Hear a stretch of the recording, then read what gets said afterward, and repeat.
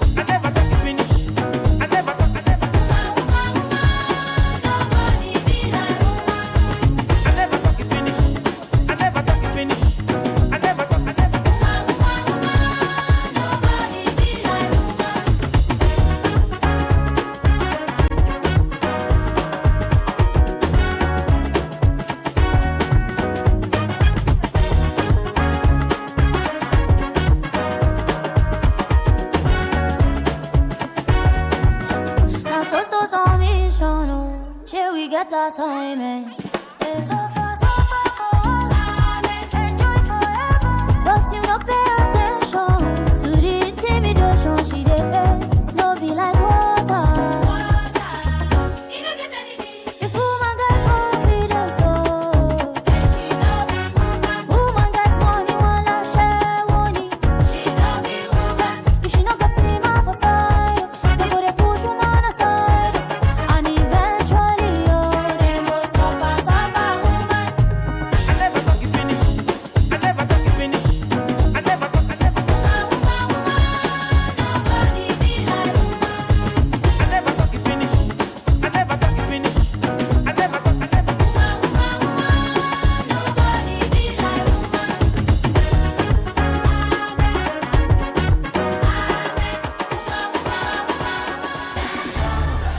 Stand up for the champions, for the champions. Stand up for the champions, for the champions. Stand up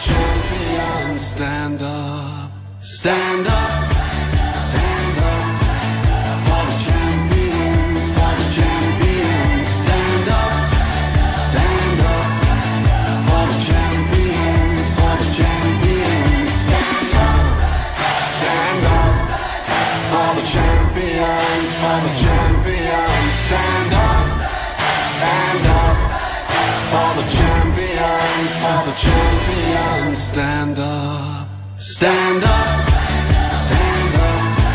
for the champions, for the champions. Stand up for the champions, for the champions. Stand up for the champions, for the champions. Stand up for the champions, for the champions. Stand up for the champions, for the champions. Thank you very much. You know, every day when I wake up, I'm excited to be a woman. But today, I feel so much joy and pride seeing such beautiful women with such powerful demeanor. Are you excited to be a woman? Make some noise! Amazing. Good morning, everyone. I feel like I'm just going to attend to the beautiful ladies here. The gentlemen, thank you for coming. I mean, we're happy to see you. I wonder where else you would have been. I mean, you also want to be a part of this powerful event, so thank you so much. The gentlemen, give them a round of applause. Thank you. Once again, good morning. Very distinguished, phenomenal, powerful, beautiful, exceptional women. And to the gentlemen who have joined us, good morning.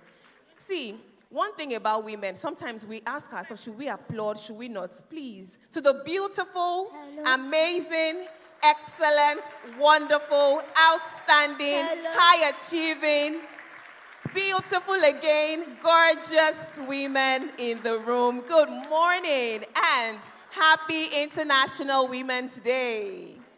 I know it's tomorrow and you're like, just wait, Mujibade. No. Every day, 365 days a year, and when it's a leap year, 366 days, we must celebrate ourselves because do you know who we are? Such powerhouses. So please give yourselves a round of applause. And the gentlemen, please celebrate the women in the house. Thank you. Thank you. Now, as we officially start this occasion, I'd like to crave your indulgence to please rise as we take the national anthem of the Federal Republic of Nigeria. Thank you.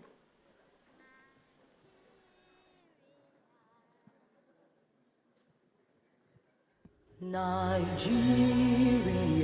we hail thee, our own dear native land. Though tribes and tongue may differ, in brotherhood we stand. Nigerians all are proud to serve our sovereign motherland. Our flag shall be a symbol that truth and justice reign. In peace all bow to honor, and the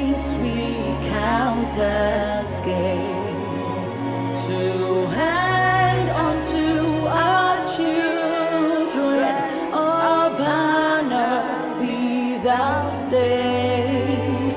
Oh God of all creation, grant this our one request. Help us to build a nation where no man is oppressed, and so with peace and plenty, Nigeria may be blessed. And the people of God say, Amen. God bless the Federal Republic of Nigeria. You may please be seated. Thank you.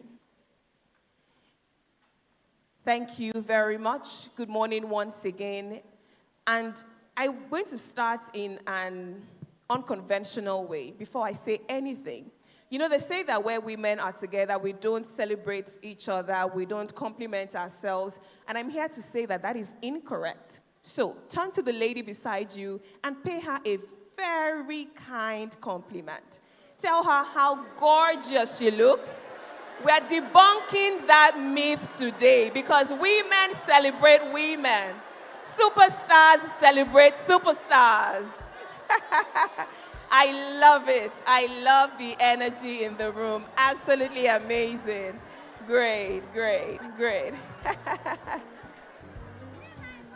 All right. Thank you. Thank you. On that note, very distinguished ladies and the gentlemen in the room, it gives me great pleasure to warmly, I know that, see, that when I said we're debunking that myth, it's not just because we have to do it. The energy is still so palpable. I can feel it. People are excited to see fellow women, fellow superstars like them, and I think that is absolutely beautiful. So please give yourselves a round of applause. And don't get tired because I'm going to ask you to celebrate yourselves a lot today by applauding yourself. On that note, very distinguished ladies and gentlemen, it is my absolute honor to warmly and very specially welcome you on behalf of Zenith Bank PLC to the 2025 International Women's Day Summit. Thank you very much. Now, today we have gathered to celebrate and spotlight women who are winning on all fronts. All of us are, and we want all of us to even win even some more. And that's why we have brought some special people today who will be speaking to us at some point during the course of this event. My name is Mojibade Shosoya. I am a professional compere and a television presenter. But hold on, the juice is that I'm a phenomenal woman. Thank you. And I am so excited to be in the midst of other phenomenal women who are doing exceptionally well in their various fields. Again, give yourselves a round of applause. Thank you.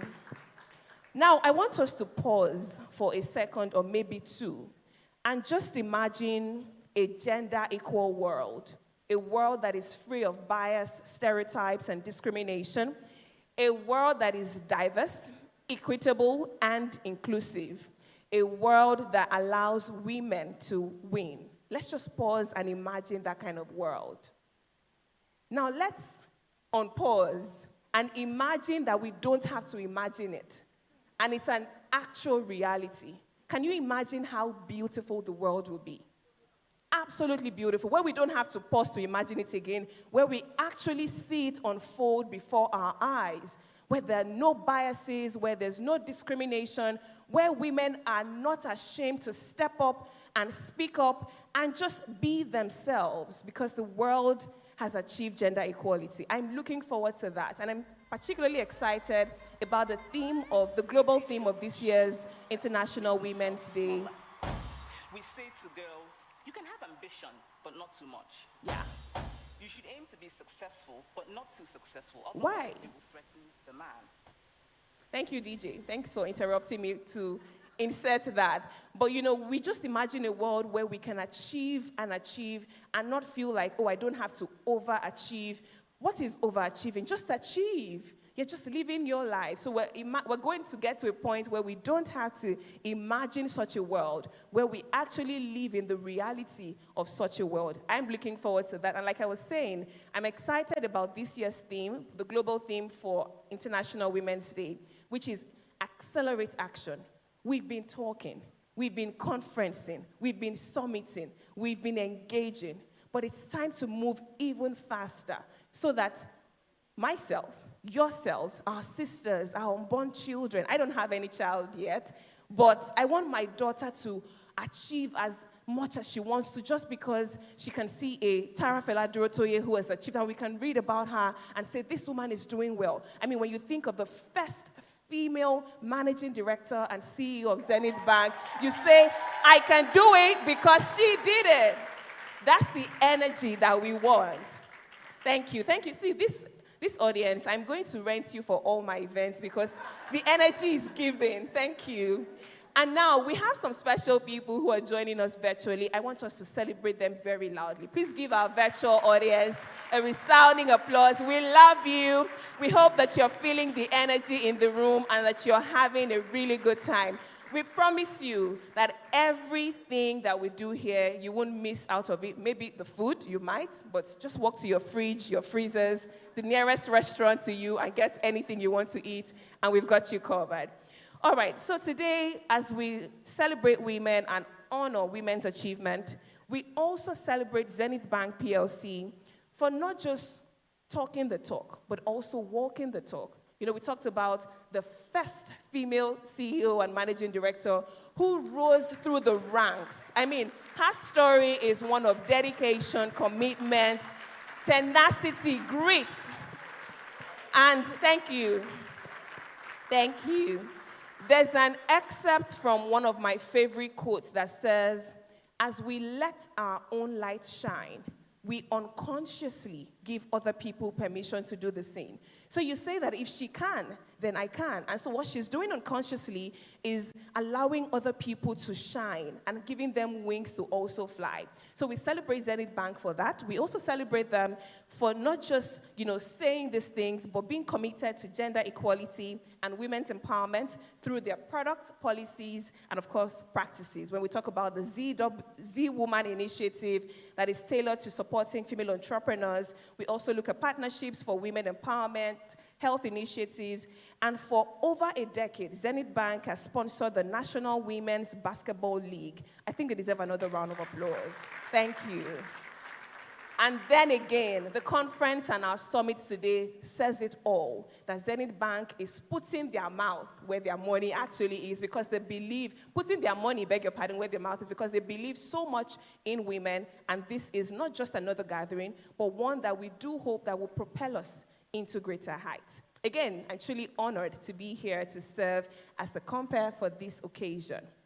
I, Mojibade, can only try to do the official welcome, but it's not in my capacity to welcome such beautiful women and the few gentlemen who are here, and of course those who are joining us virtually. The men, I'm just kidding, we love you. I mean, the he for she's, give them a round of applause. Now, to do the official welcome on such a beautiful day as this, it is my pleasure to introduce a trailblazer, a visionary leader, a woman who embodies the true essence of our theme, winning on all fronts, a seasoned banker. Keep the applause coming.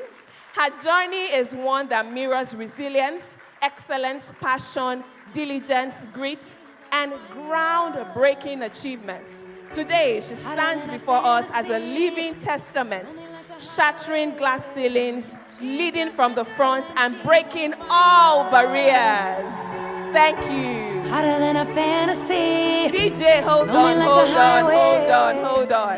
Ladies and gentlemen, allow me to introduce the unstoppable Managing Director and Chief Executive Officer of Zenith Bank PLC, Dame Dr. Adora Umeoji, OON. A round of applause She's for just her. a girl and she's on fire. Sustain that applause, ladies and gentlemen. Hotter than a fantasy, lonely like a highway. She's living in a world and it's on fire, filled with catastrophe, but she knows she can fly away.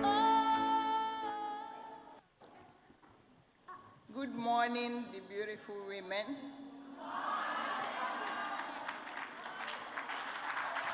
It's so amazing to see these beautiful faces this morning. There's actually a song that I have that I use to inspire my team most of the time. And I want us women to join me to sing that song briefly. I'm going to go, everyone will follow me. The song goes, we are victorious, yes, we are victorious. In the name of God, my sister, we shall conquer. We shall conquer, my sister, we shall. Please, can we stand? We are victorious. Let's go. We are victorious. Yes, we are victorious. In the name of God, my sister, we shall conquer. Can I get the sign? My sister, we shall conquer. Be seated, please.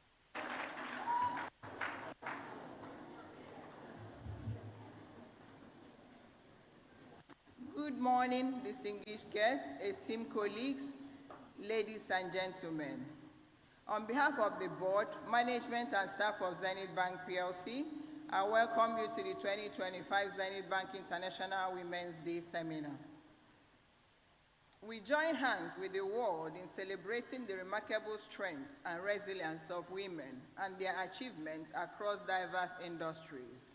The International Women's Day theme for this year is Accelerate Action, while that of United Nations is for all women and girls, rights, equality, and empowerment. This theme emphasizes the need to expedite our efforts to empower women, and it is a call for action for all women to strive for excellence in their various endeavors. Several countries across the globe have made progress with regards to women empowerment. However, gender disparity still exists. According to the World Economic Forum, full gender parity is projected to be reached by year 2158, meaning that it will take us 134 years from now to reach gender parity. Some facts from the United Nations also reveals that globally, 1 in every 10 women is living in extreme poverty. This means that a significant number of women face severe financial hardship and struggle to meet basic needs like food, shelter, and health care.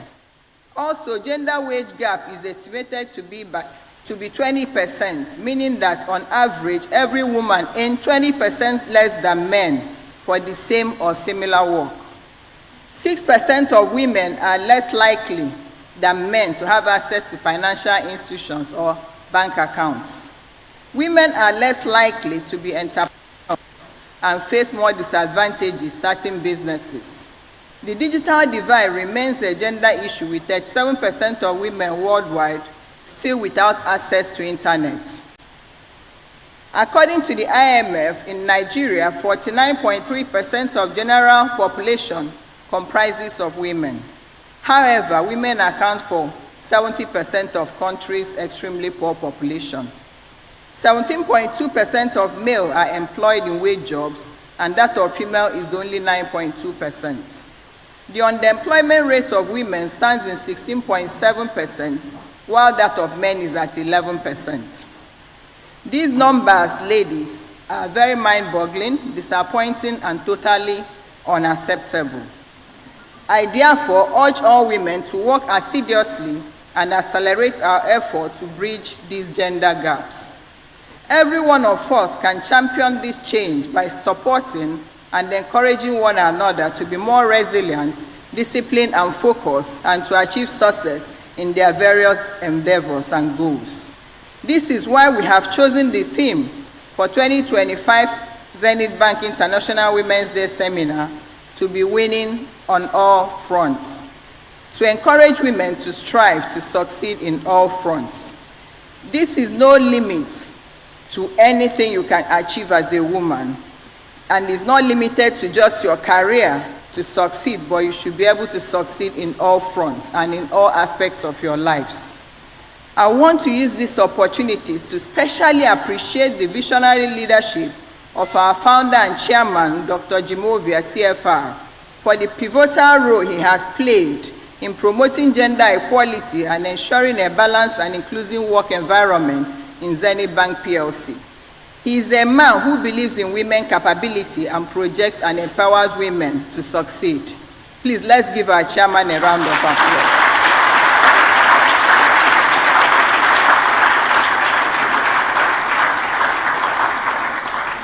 He has laid a strong foundation in Zenith Bank, and we are all honored to carry on this legacy. This can be evidenced in the 50-50 gender ratio of our Zenith workforce and by appointing 5 women as part of our board of directors. His transformational leadership is worthy of emulation. At Zenith Bank, we have empowered thousands of women-led businesses, ensuring that they have access to finance to be able to support their businesses. We have also our Z-Woman product, which is tailored specifically to ensure growth in female-owned businesses. We have our Tech Fair Hackathon, which we use to promote some women that are techie in mind. The Zenith SME Grow My Business initiative is driving the growth of several women-owned businesses. Zenith Bank has been the sole sponsor of Nigerian female basketball for the past 16 years.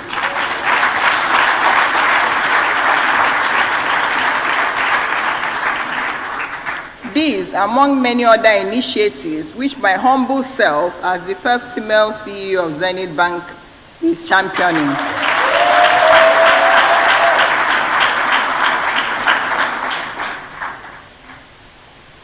For us in Zenith Bank, this International Women's Day is not just a celebration or one-off celebration. Rather, it reawakens our commitment to support and encourage women to remain goal-oriented and be dexterous to win in all fronts. I therefore want to appreciate all successful women around the world who has inspired all of us to attain the goal and the heights we have achieved today. While I urge every woman today to support one another and be able to turn a lot of dreams into realities. I hope that one day a woman will be president of Nigeria.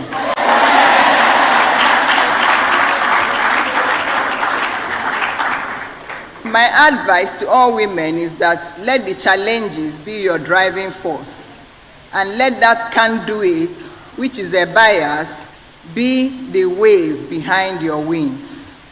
Once again, I welcome you all to this transformative event, and I want you to keep winning on all fronts. Thank you.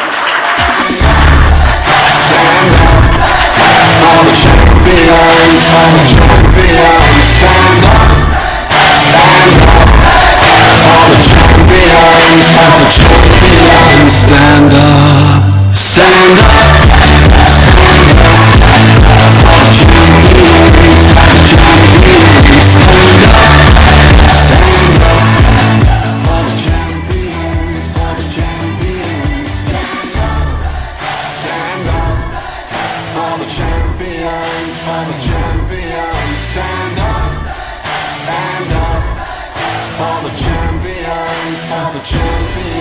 Stand up, stand up, stand up. Mr. DJ, yes, we are champions. Thank you. All right, I'd like to ask all our speakers and the Honorable Commissioner for Commerce, Cooperatives, Industry, and Trade, Lagos State, to please join on the podium, the Managing Director and Chief Executive Officer, Zenith Bank PLC. A round of applause again with Dame Doctor would have you on stage again. Yes, please.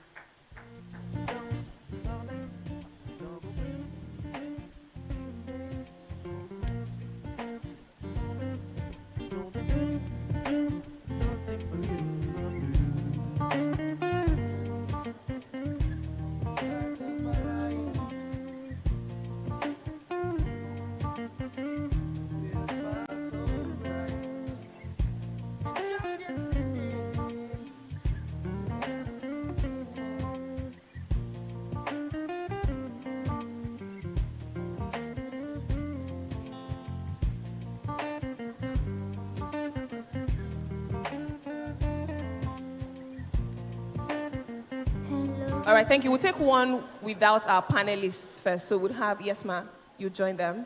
Mrs. Tara Feladrotoy and Mrs. Folashade and Bruce Medepem. Yes. So four. Yes.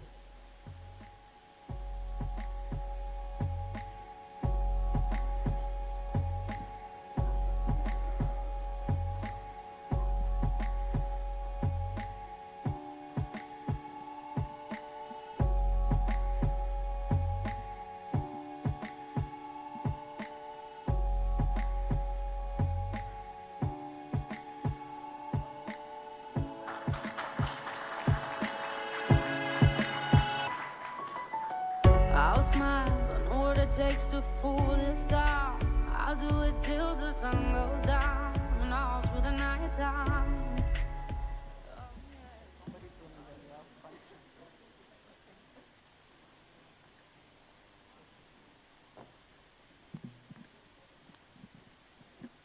Do I have victorious women in the house? No, that's not how victorious women sound. Let's do it again. Do I have victorious women in the house?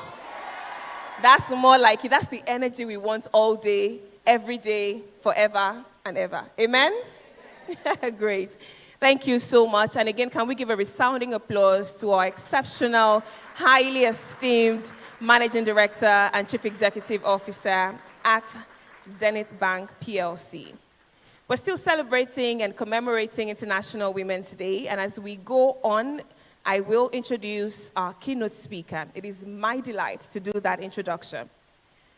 Now, as we prepare for our keynote address, one that I dare say promises to set the tone for today's discussions, we will pause for a bit because we do have a special presentation. But just warming up for our keynote presentation, we have something special that's not on the agenda. Nobody knows about it. Well, I'm the MC, so I do know about it. And now that presentation will happen in 5, 4, 3, 2, 1. Drum rolls.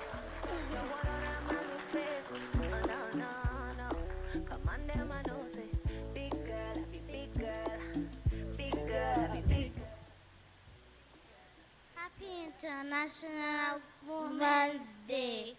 Congratulations for being the first female MD of Zenith Bank. We love you and want to be like you when we grow up.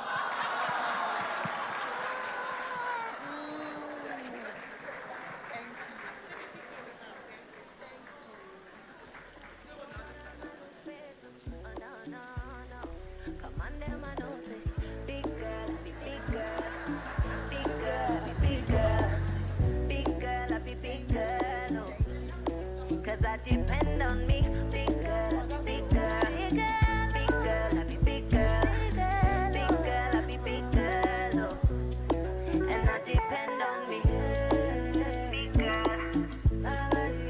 See anywhere where I did, big girl.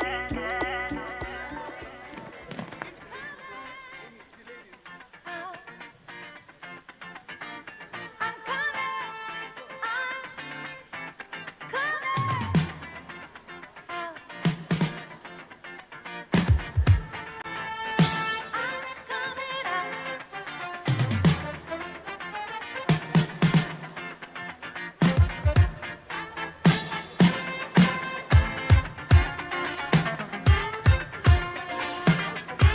Thank you. Please give these lovely princesses a round of applause.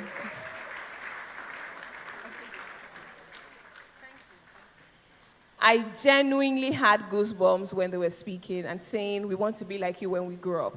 And I think that's fantastic for different reasons, because we have examples to look forward to and to look at and to mirror. However, we must ask ourselves the question, are we going to be examples to the upcoming generation?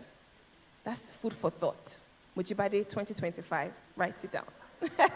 I'm just kidding, but I'm not kidding actually. I mean it. we have examples, but are we going to be examples for the generations who are coming behind us? So we must ask ourselves, what am I going to do differently? Yes, we're asking men to break the bias, to allow women to thrive. Are you allowing yourself as a woman to thrive? Are you allowing yourself to fly and to win on all fronts? Because there's a quote that I also love. I love quotes a lot because they resonate very deeply. Nobody can make you feel inferior without your consent. I think it's Eleanor Roosevelt that said, nobody can make you feel inferior without your consent. Happy International Women's Day. Thank you. It's supposed to clap. That's the energy. Give a round of applause to yourselves. Thank you. All right, so it's time for our keynote address. And like I was saying, it's one that promises to set the tone for today's discussion, especially as we want women to win on all fronts. Now, to deliver this keynote address is a phenomenal woman whose career spans leadership, corporate strategy, and business transformation. She's passionate about women empowerment and an industry leader with a wealth of experience in driving sustainable growth and innovation. Very distinguished ladies and gentlemen, of course, please join me as I make welcome our keynote speaker for the International Women's Day celebration for Zenith Bank 2025, the Distinguished Honorable Commissioner, Ministry of Commerce, Cooperative, Trade and Investment, Mrs. Folashade Ambrose Medebem. A round of applause for her. Thank you. She's just a girl and she's on fire. Hotter than a fantasy. Lonely like a highway. She's living in a world and it's on fire. Wow. Good morning, ladies. Good morning. What an amazing tone that has been set. It makes a huge, it's very inspiring. I'm delighted to be here. I'd like to acknowledge Dame Dr. Adora Umeoji, OON, GMD, CEO, Zenith Bank.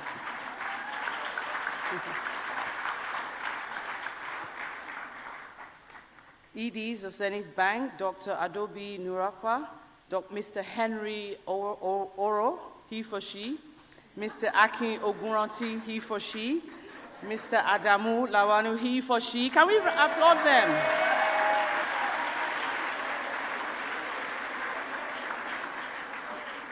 Mrs. Tara Fela Durotoye, founder, House of Tara.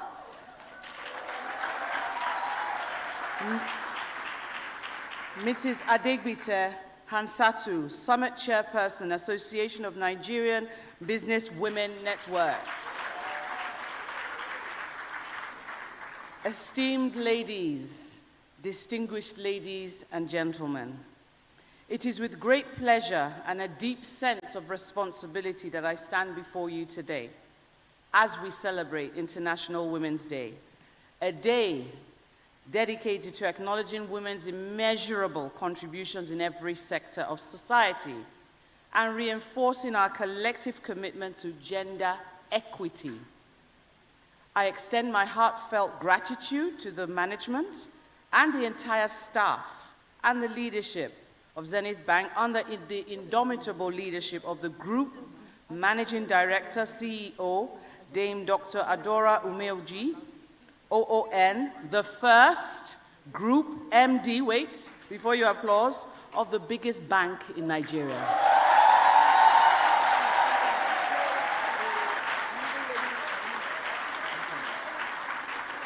Thank you for organizing this prestigious seminar with the theme, Winning on All Fronts.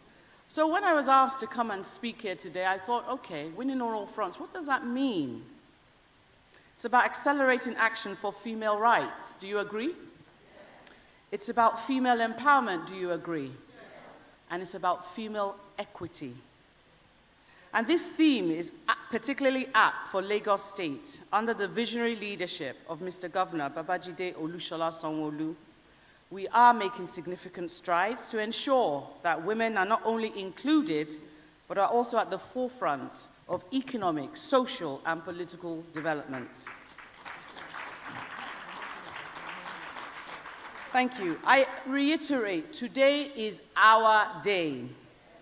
It is our day celebrating the strength, resilience, and boundless potential of women everywhere. On this International Women's Day, we acknowledge the progress we've made. Have we made some progress? Yes. We have the first Group MD of a bank, the biggest bank. I think that deserves another round of applause.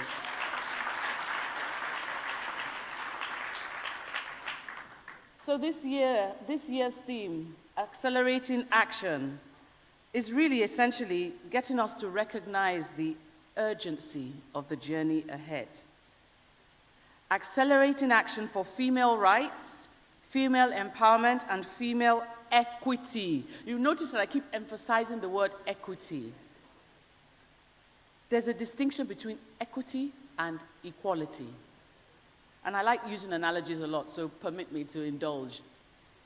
Equality is about everyone wearing a shoe, whilst equity is about giving everyone a shoe that fits. Do you see the distinction? It's really important. So, accelerating action calls on us and demands that we women act decisively, because equality, empowerment, and equity will not wait. The world needs us to accelerate change now, to create a world where women are given the opportunity to succeed, to lead, and to thrive. It is important that we also reflect on our history, reflect the words of some women that actually were bold and courageous to allow us to sit here today. A such woman is an advocate, a human rights advocate, and I'm pretty sure we all know, Fumi Ransom Kuti. Yeah, let's applaud her. She said the empowerment of women is the empowerment of society. We must stand up for each other and be the change we seek. Women's empowerment is not only about fairness, it is about justice, opportunity, and creating a better world for everyone. When women rise, entire societies are lifted. Empowered women elevate their families, communities, and nations. And together we have the power to drive transformative change. But while we celebrate progress, we must confront the harsh realities as well. Women still face barriers. Barriers that prevent them from accessing the same opportunities as men, be it in politics, business, education, or even healthcare. Women, I'm sure we all know, make up half of the world's population. And yet, women represent a staggering 70% of the world's vulnerable poor. Reducing gender inequalities is smart economics. There has been progress, albeit slow, with women making important gains in closing the gender equity gap. According to the UN, the women equality, it's going to take 300 distant years to achieve equity. Globally, facts, women continue to earn less. Women face violence. Women face discrimination, and women are underrepresented in leadership. This cannot continue. Accelerating action to win on all fronts is the way forward. Statistics have demonstrated that powerful women's economic and social empowerment will make a difference. Advancing gender equality will add $12 trillion to the global GDP by 2025. And this is not just a statistics, it is a powerful fact. And it's a powerful opportunity to reshape the global economy. Women's economic participation is transformative. In sectors like agriculture, where women are the backbone of the workforce, equal access to resources could increase yields by 30%, helping to lift millions of women out of poverty. Because women will also reinvest 90% of their income into their families and communities, compared to 30% of men. This means that women empowering women leads directly to better education, better health, and better quality of life. Another powerful woman I want to talk about in accelerating action, I want us to be inspired today, is Ngozi Okonjo-Iweala.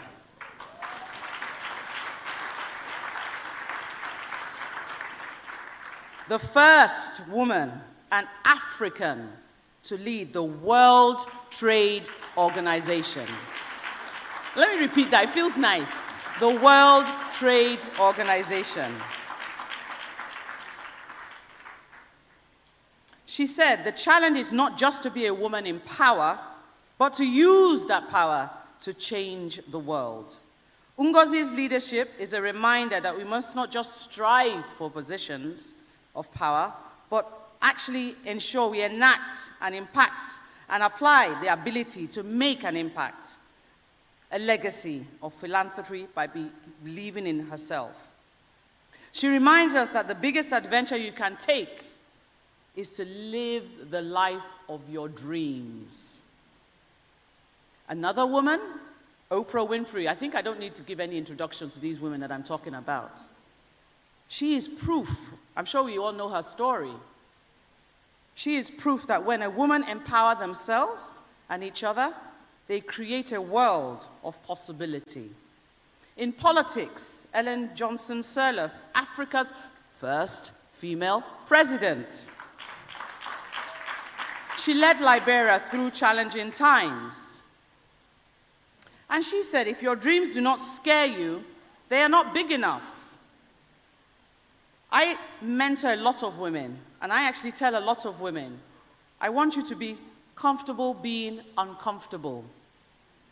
I'll say it again. Women, we need to learn and embrace being comfortable being uncomfortable. In the uncomfortable zone is where success happens. I want you to say that again. Can you all repeat after me? Oh, you said it, fine. It's resonated. It's a mindset. It's a mindset shift. I don't think I know how to do this, oh. I don't think I can do it.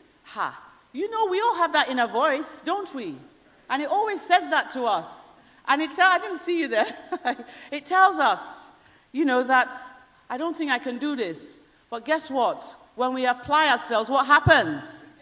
We get it done. We get it done. Yes, absolutely. I run an NGO called WIN. And it's an acronym for Women Inspiring Impact Network. I've been running that for a number of years, and I know Zenith is going to support my next community outreach. Other formidable women, Chimamanda Ngozi Adichie. Again, I'm sure we all know who she is. She has become one of the world's most influential writers. Chimamanda has raised awareness about gender equality, championing the rights of women, and she said also something. Feminists support equal rights for women. And feminism is not only for women, but for everyone. We should raise our children to be feminists because the fight for equality is intergenerational. I have 3 daughters, and I believe it is my duty, and all of us really, as mothers, sisters, mentors, aunties, to raise them knowing that they deserve equal rights. They can and must speak up, and they must be resilient and ultimately be fearless.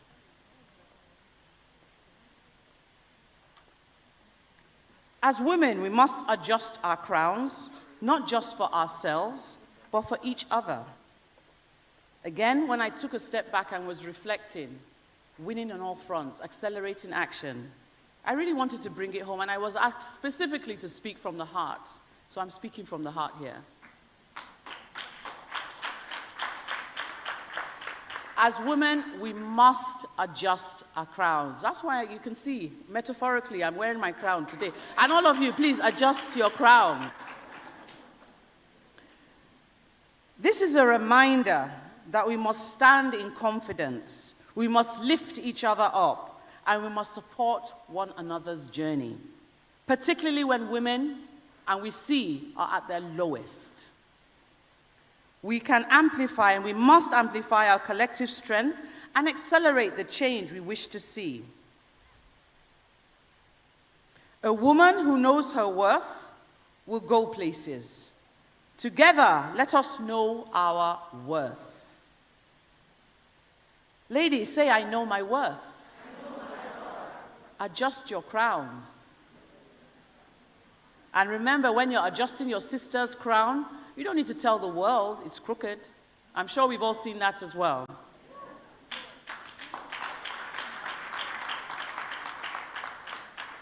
Thank you. In my role as the Honorable Commissioner for Commerce, Cooperatives, Trade and Investment for Lagos State, I'm sure you will agree, it would be amiss of me not to say anything about Lagos State. Lagos State is the commercial nerve center, the economic and financial powerhouse. Lagos continues to be a dynamic hub for female entrepreneurs. Women play a crucial role in driving our economy. Under Mr. Governor's leadership, we have ensured that we support women to scale their business and compete globally. Women are represented increasingly in key sectors: finance, technology, fashion, media, communication. Female-owned enterprises are growing in number. Lagos State has always been a trailblazer in fostering inclusive governance and ensuring economic growth amongst women. Gender equality is at the heart of our development agenda. Our efforts align with the state's broader development framework, the Themes Plus agenda, and we ensure that we're building a thriving economy for effective governance. Our long-term ambition and vision is to make Lagos State Africa's model mega city by 2052.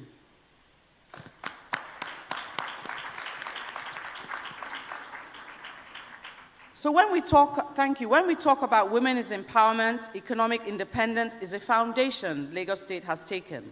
Lagos has taken a bold action to economically empower our women. Number of examples is the Lagos State Employment Trust Fund, for instance, that has provided financing opportunities. They have the LSTEF support fund, which so far began with an initial fund of 4 billion, which has now increased to 10 billion in response to demand by women. Beyond loans, we are also implementing supportive policies and innovative interventions, procurement policies focused on ensuring that women are also specifically ensure that they actually get their fair chance to supply goods and services to the government. Cooperatives, which is actually under my ministry, we're encouraging and strengthening cooperative societies to ensure that we see women, when they pool their resources, we support them as best as we can. Skills, capacity building, and business growth strategies are fundamental foundational pillars. And we have a number of programs impacting over 10,000 women recently, since 2022. We also commend Zenith Bank's Z-Woman initiative, which provides women entrepreneurs with mentorship, networking, and financial support. In today's rapidly evolving world, technology and innovation cannot be ignored. They are actually essential drivers for progress. Digital skills training, STEM inclusion, etc., etc. When we're talking about the fourth industrial revolution, women need to be at the table, partnering with international organizations. Scholarships and mentoring opportunities are things we do across the state of Lagos. The Lagos State Science Research and Innovation Council specifically have programs for women. No society can prosper without prioritizing women's health and well-being in Lagos. So in Lagos, we have made significant investments in maternal and reproductive health care, maternal and child centers being examples, and ensuring that we launch free breast care and cervical cancer screening programs as well across all camps. Domestic and sexual violence is an agency that is actually thriving, I'm unhappy to say, but I'm happy to say that women are speaking up.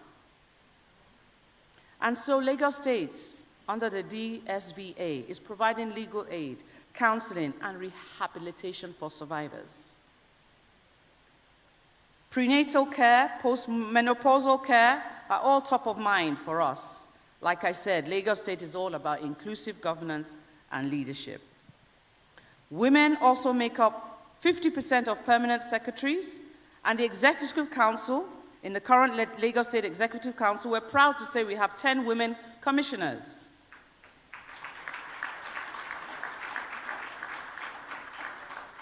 And special advisors in a cabinet of 44 members. This is a 23%. Well, we've not yet reached parity, but it's definitely moving in the what? Right direction. In Lagos State, the civil service actually rivals the federal government. And I'm happy to say, in terms of numbers, by the way, please don't misquote me, I actually refer it to numbers, because Lagos State is big. What, 29 million people and growing? Out of all that, we have 50% of them, our permanent secretaries, are women.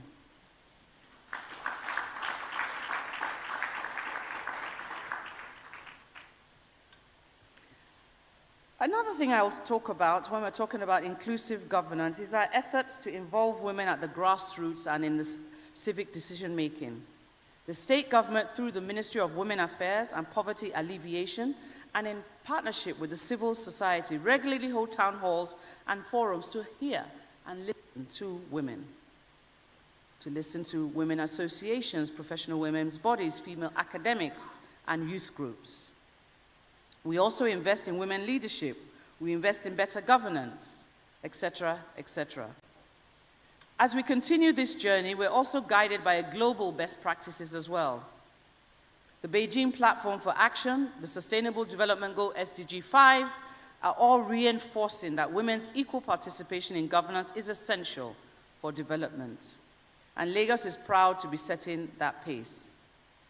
Ladies and gentlemen, another critical area that ties into women's empowerment, enabling winning all fronts to materialize, is our overall industrial and economic development strategy. Lagos State is the industrial and commercial heartbeat of Nigeria, and we intend to keep it that way by fostering sustainable industrial growth and trade expansion. Just last month in my ministry, I actually proposed and drafted the Lagos State industrial policy for over 5 years. Over 5 years. And the important part is that you'll be asking yourself, what has that got to do with us here? When we're talking about businesses, when we're talking about enterprise zones, when we're talking about industrial hubs, it's really important that we ensure that women are actually at the forefront of all of this. And I really want to make sure that we encourage women. I've been told that I have a few minutes, but you're going to indulge me today, because we women, when we only get this once a year to be able to talk.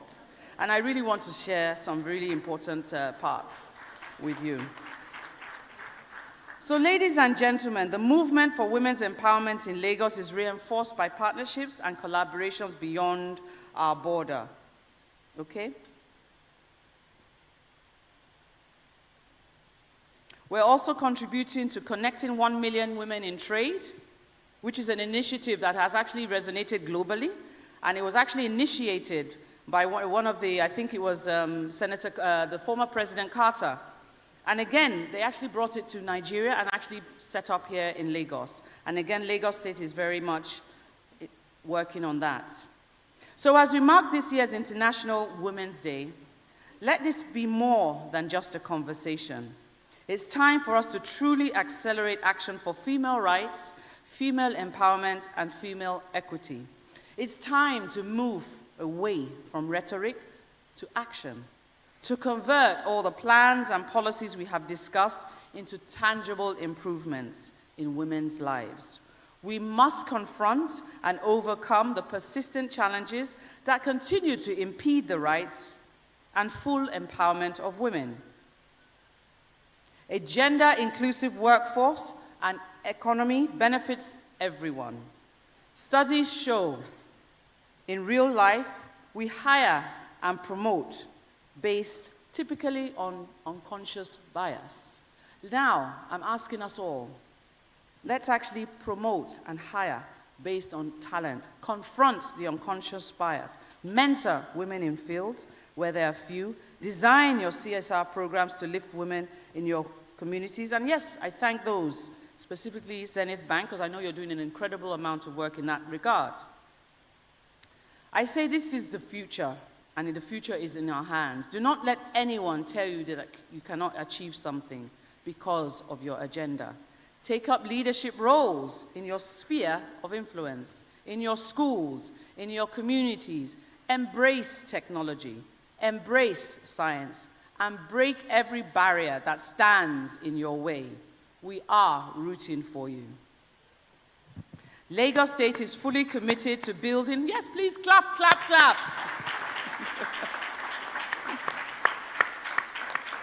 Lagos State is fully committed to building a society where every woman and girl has the opportunity to succeed, regardless of background or circumstance. To every woman in this room, I want to remind you that your confidence is your superpower. Confidence is not about being perfect or having everything figured out. It's about believing in your worth. Trusting your voice, trusting your inner voice, even if it doesn't make sense, just trust it. It's a divine guide or a divine compass that we have. And knowing that your perspective is valuable. Don't let anyone make you feel small or doubt your abilities. The world needs your ideas. The world needs your passion. The world needs your energy. Be resilient. Resilience is not about surviving the storms. I'll say that again. Resilience is not just about surviving the storms, but about emerging from them stronger with greater clarity and purpose. Life will always test us. It does every day. But in the moments of a struggle that we truly discover who we are. When challenges arise, know that you have everything within you to rise again. Every setback is an opportunity, and no matter how many times you fall, always rise with more strength, more wisdom, and more compassion. But most importantly, let us always stand for one another. I'd like to say and say, Happy International Women's Day to you all. Let us accelerate action and turn our noble aspirations into concrete aspirations. Igbega, Ìpínlẹ̀ Èkó, Àjùmọ̀ṣe. Thank you. We teach girls to shrink themselves, to make themselves smaller. We say to girls, you can have ambition, but not too much. You should aim to be successful. I think but that not too applause successful, can be otherwise you'll louder threaten and more the man. resounding for that We powerful raise girls to see charge each other as we themselves, have to make just themselves received. smaller. We say to girls, you can have ambition, but not too much. You should aim to be successful, but not I mean, too you would agree with successful, me otherwise that the you'll Honorable threaten Commissioner has done justice to setting the tone for our conversations today. One more time, can we give her a round of applause? Thank you. Thank you so much. Thank you for charging us to be confident women, to also remember that we are worthy, we are deserving of every good thing that comes our way. Sometimes we say, why is this happening to me? It's too good to be true. No, it's happening to me because I'm deserving of it. So as women, we must embrace every good thing that comes our way without trying to push it away. Embrace it all because you're truly worthy of it and you're deserving of it. One more time, a round of applause for the Honorable Commissioner of the Ministry of Commerce, Cooperative, Trade and Investment, Mrs. Folashade Ambrose Medebem. Thank you so much for setting that powerful tone. Distinguished ladies and, of course, gentlemen, once again, good morning. And now we will be moving to the summit presentation. Get ready, get your notes, get your pads, get anything at all. Don't snooze because this is about to be a good one. Now, our theme from Zenith Bank is winning on all fronts, and it's not just a theme. It's the reality of some women, some of whom we have already listened to. And now it is my pleasure to introduce another phenomenal woman who is winning on all fronts. She's a pioneer, she's a trailblazer, she's an inspiration to many, she's a leader of leaders, she's an achiever, she's exceptional, she's gorgeous, she's everything and more. Usually when I want to introduce people, I say, needs no introduction because, some names you just know. When you wake up and you hear them, when you're sleeping, you hear them. From when I was a child, I've heard this name. But I will do a little introduction just because sometimes when I read bios of speakers, it's not because we can't Google them or just display them. It's also that we can remind ourselves that if this person can do it, I can also do it. She's a visionary founder of House of Tara International. Goes without saying. A beauty entrepreneur who has transformed the industry and empowered thousands of women through enterprise and mentorship. Her passion for women's economic empowerment has made her a household name, not just in Africa, but in the world. She'll be sharing her insights, but let me just add that she's a woman of many firsts. First to do this, first to do that, so many firsts, and that is so inspiring. She was the first to launch the first bridal directory in 1999. How old was I? Maybe 2 years old. Don't try to calculate my age, don't worry. She also set up the first makeup school in Nigeria. In 2013, Forbes listed her as one of the 20 powerful women in Africa. And that's not even all.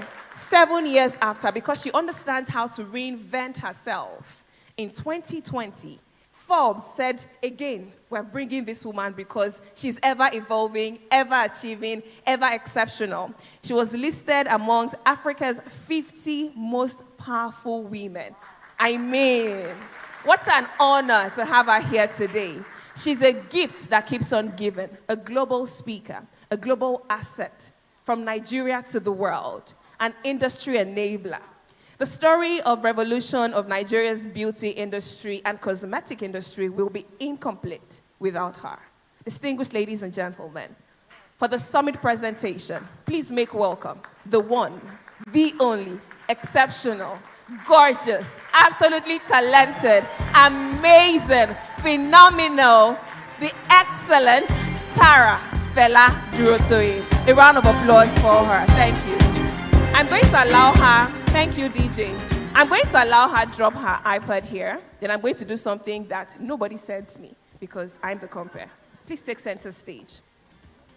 It was her birthday yesterday, and so we're going to sing for her.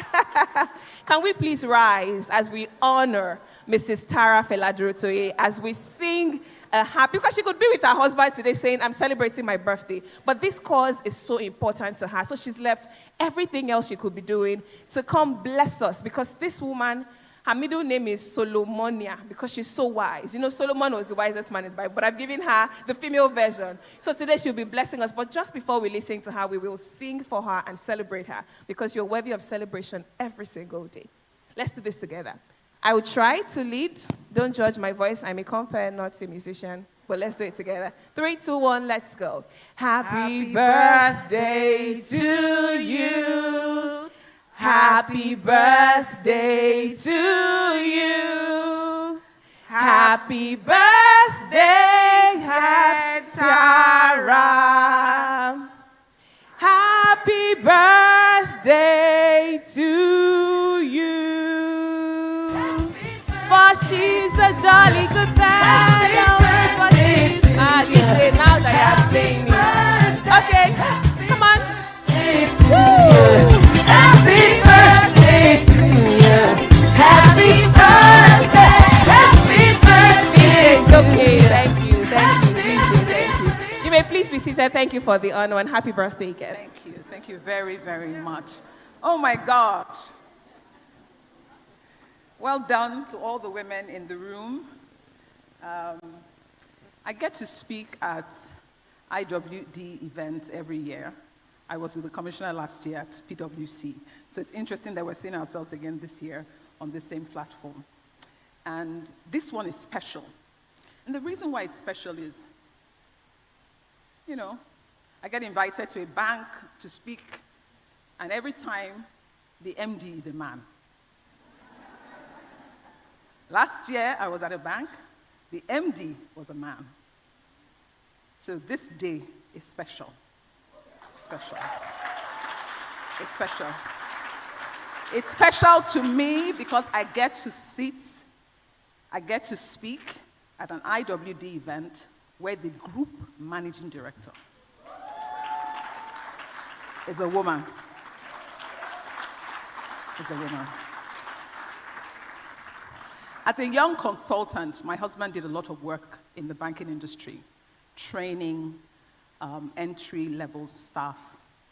And one of the case studies he always used was our group MD. At the time, we didn't know that she was going to be group MD. This is about 18 years ago, 17 years ago. And he reminded me again this morning to say, it's interesting that she was a case study because she was a reference point of a high performer. So what you see today is no coincidence. What you see today is intentionality and commitment to a brand, the Zenith brand. So well done, ma'am. We appreciate you for your example. We appreciate you for your example, and we honor the work that you have done so far. And this is an opportunity for us to have a role model to see and emulate. High performers, high performers, high performers. I would also like to acknowledge my beloved customer of many, many years who teased me a few days ago to say, I knew you when you were a little girl. So I said to her, I'm now a big girl. And I'm counting down to 50. Dr. Adobe Mwakpa, ED, Zenith Bank. I love you, sis. Thank you for all your support over the years. And of course, my beloved sister, Dr. Kelechi, who has not allowed me to rest. Every night I have to say to her, Kelechi, I'm going to bed. Good night. Soon to be Doctor, PhD. And of course, Honorable Commissioner, Sister Falashade, Mrs. Falashade. I almost called you sister on stage. It's lovely to see you as always. And to the men who are supporting us, you mean everything to us. You're important. We don't take it for granted. Many of you are fathers of daughters. We are not trying to build a world that is not balanced again. We don't want women to be 100%. We just want to be 50 and keep the men at 50. I'm a mother of sons, so it's important to me that men are not marginalized. So as you are in this room, I want you to know I honor you and I appreciate your voice because it's important. So sharp, sharp. I'm going to be very quick. They said I should come and talk on winning on all fronts. And some time ago, I was in a room where there was a conversation about winning on all fronts. And there was Group A and there was Group B.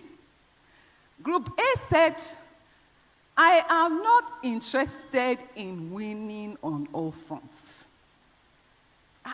Why? I'm not a superwoman. I didn't kill my mother. Nobody will kill me. I came here to live a soft life. And soft life, I will live. And another group said, I didn't come to this world to waste.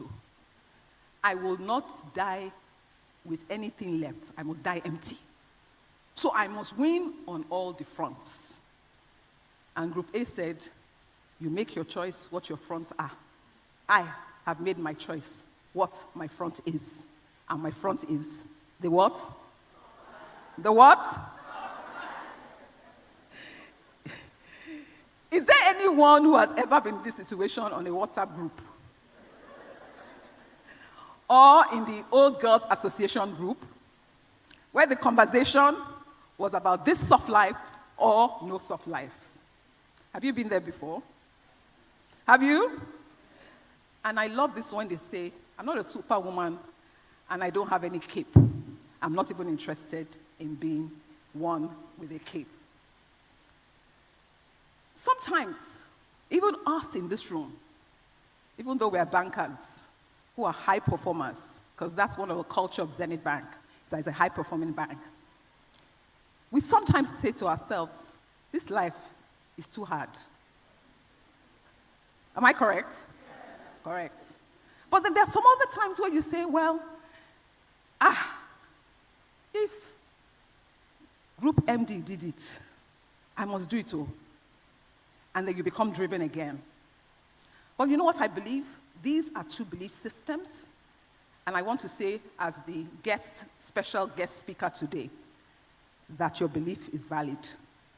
Whether is that you want soft life is valid. Whether is that you want to win on all fronts is also valid. So can you say to your neighbor, any belief you have is valid?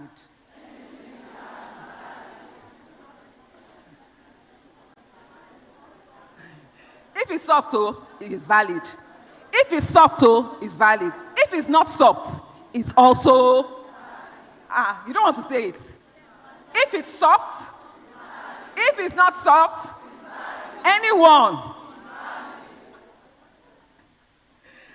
The danger of any of this belief, though, is on one hand, complacency. And complacency is when we resign ourselves to our current reality and build an illusion that we can't win at all. So we don't want to try at all. Because it's like it's too difficult. So I'm not going to try. That's one group. Another group is an over-conviction that you are so powerful and that you don't need any help. You don't need any support. You can do it all to win on all fronts. And I want to say to you that if you decide that you want to resign to not trying, that's still not good enough. If you decide that you want to win on all fronts at all costs, that's still not good enough. But what I want you all to remember today is what I will call a golden rule or a North Star when you are thinking of which group are you a part of. Whatever belief you have, it must empower you. Whatever belief you have, it must empower you. Can you say to the woman beside you, whatever belief you have must empower you? So, Zenith woman, make sure your belief empowers you. Zenith woman, feel our commitment and our front is the home front. And as homemakers,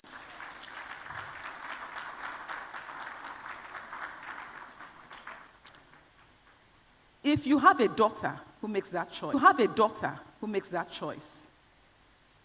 what we are saying is empowerment, is being able to look at your daughter to say, what can I do to support you in this belief that you have? So when I say find peace, I mean if you have made the decision, especially for those of us who are online. I already started to get pictures of people watching online, so I know that we have an audience online who may not be bankers, who may be just customers of the Zenith brand. And you may be a full-time housewife. You have made a choice to dedicate yourself to that. In other cases, it may not be because you've made a choice, but simply because of circumstances, health issues. You've had a breakdown, whatever it is, a crisis that has forced you to find a front that is not the typical front. I want you to find peace in that front and to say it is okay. And winning on all fronts is to identify what my front is, not what Tara's front is, not what Kemi's front is, not what Ngozi's front is, but what my front is. And when you find what your front is, make peace with it. But there's another group of women who have considered other fronts. They've decided that they want to build a world-class beauty company from out of Africa, but at the same time, that is globally respected, of African origin, but they make a decision as well that they want to be happily married and they want their husband to be thinking about them every time. Every minute. As I was coming here, after finishing my makeup, we have to go and get our makeup done, right? I took picture and sent so that as I'm busy here and you are busy where you are, what should you be doing?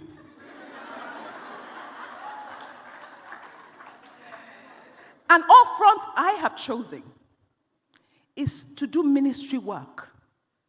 And ministry work is to represent Jesus Christ on multiple platforms, to be a speaker, to be a mentor, to be an entrepreneur. Not everybody is going to be like that. And I have friends who I spend time with who we just gist about jollof rice, fried rice, garden, flowers, dresses, wigs. And it is fine to have friends like that. Don't criticize them. No. Enjoy them. But I also have friends who have big dreams, are trying to build multi-billion naira businesses, multi-billion dollar businesses. I love them. I spend time with them as well. But I must appreciate that we are all not on the same pathway, and everyone's front is different. Define yours. I'll wrap this up quickly to say the most important thing, and I think Honorable Minister talked about confidence. I'm going to talk about belief. When you find peace with your journey and what your front is, you must believe it so much at that front you've chosen, or you decide, I don't want to get married. I want to build a career. I want to be a PhD holder. I want to be a lecturer. Whatever that choice is, when you do it with such strong belief, what happens is that other people support you and want to be a part of your dream, no matter the path. So you either find peace or you find strength to do it. The strength to move forward. So in closing, I would like to drop 3 things I want you to think about as you identify your front. Number 1, to thyself be true. Like I said, regardless of what you believe, know that whatever you choose, whatever front is that you have chosen, is your choice. No need to look to the left or to the right. Be determined. Number 2, define what your fronts are. You are the one who knows what your fronts are. Determine what those fronts are. Make that choice. Lastly, have clarity of mind around what your front is, and then prioritize it. That should become your focus. Social media can be a tool. Use that tool to explain, to communicate what your front is. If you decide to be a homemaker, don't be looking at all the other people who are doing all these other things, because the pressure becomes too much. And if you decide to do the other one, focus on that as well. Let social media help you to tool. Teach the algorithm, because we spend a lot of time on social media. Let the social media, the algorithm begin to say to you, this is what you believe. And I'm going to extend my voice to support what it is that you believe. In closing, I will say this. Find peace where you are, or find strength for where you are going. Choose the front you want to win at, and win.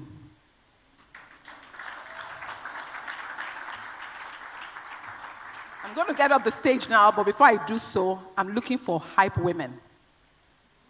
So the woman beside you is your hype woman. Tell her, Tara said I should be your hype woman. Now let me tell you what you are going to hype.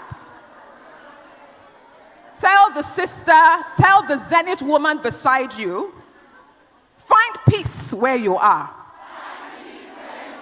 Tell her again. Tell the Zenith woman beside you, find strength for where you are going. Choose the front you want. And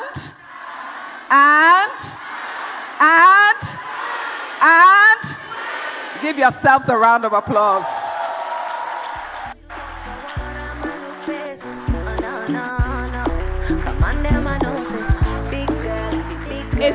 A standing ovation won't even cut it, but let's give her a resounding applause and a standing ovation. Thank you.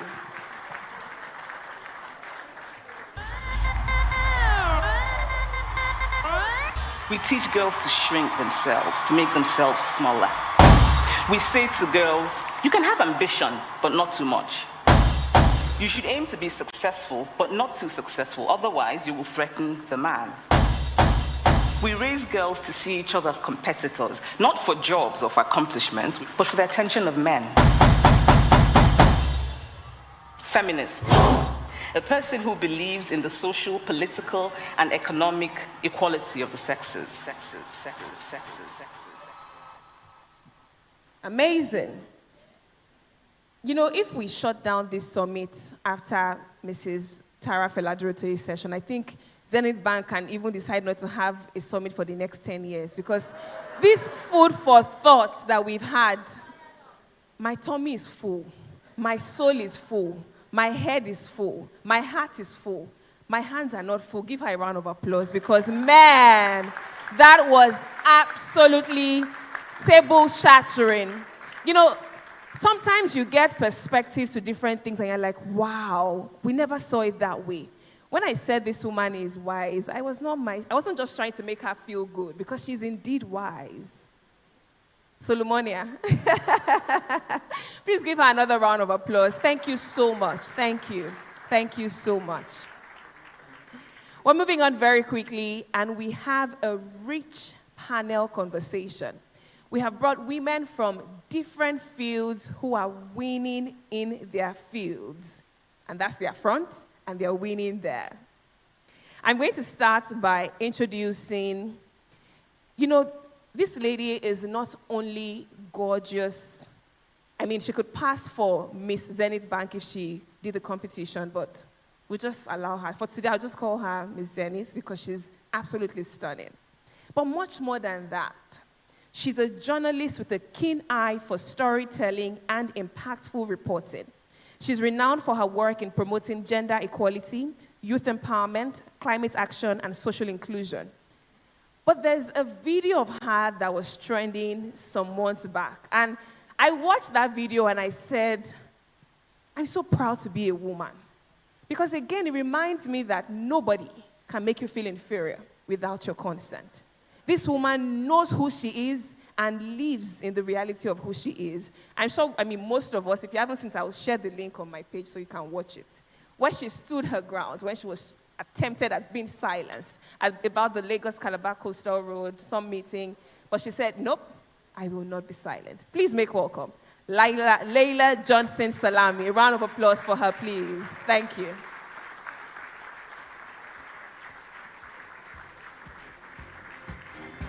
Isn't she gorgeous? She's also very inspiring.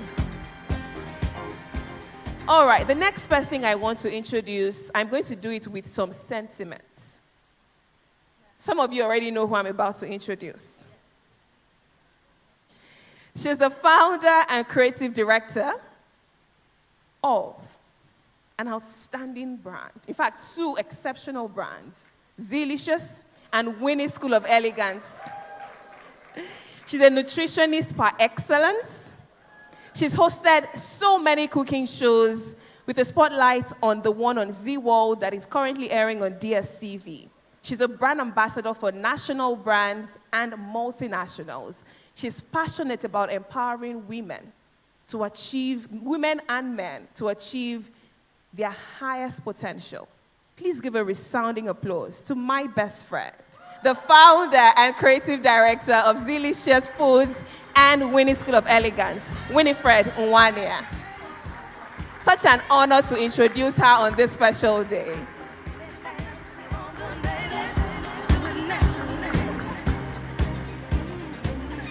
All right, let's get back to work. Now I have the honor, Winifred, why did you hug me now? I'm just excited. I'm so happy to have you here. Now, I have the honor of introducing a renowned finance and wealth coach who's helping individuals and businesses build financial success.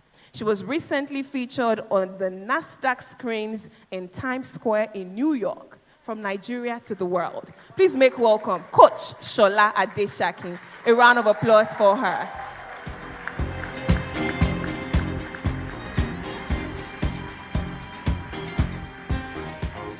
See, Zenith Bank was deliberate, handpicked very special people to inspire us today. I can't wait to listen to them.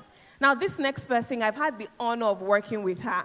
You can't have a bad day around her. She's such a bag of positive energy. She inspires women and men and everyone around her. She's currently the Summit Chairperson of the Association of Nigerian Businesswomen, a voice for women in business. And she's also the National Consultant for Private Sector Partnerships at the United Nations Women Nigeria Country Office. Please make welcome the energetic, the amazing handset to Alima Ado. A round of applause for her, a.k.a. Hansi.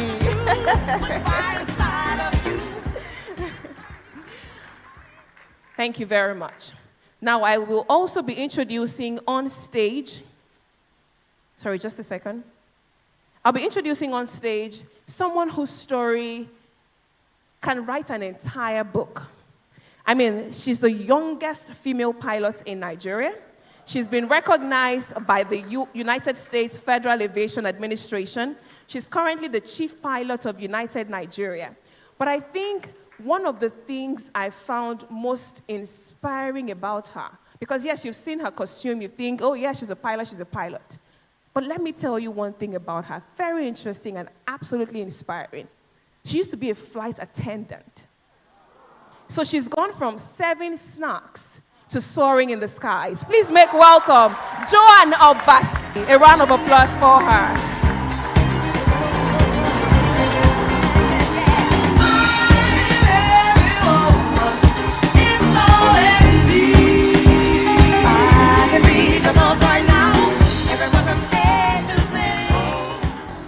You know, when I read that, I had goosebumps. I mean, not to diminish anyone who's serving snacks, but I'm saying anything that your front is, you can win at it. From serving snacks to becoming, you know, a high flyer.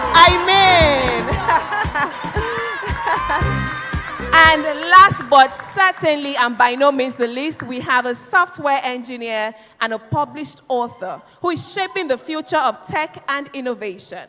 Ladies and gentlemen, please make welcome Chisom Nwoku. A round of applause for her.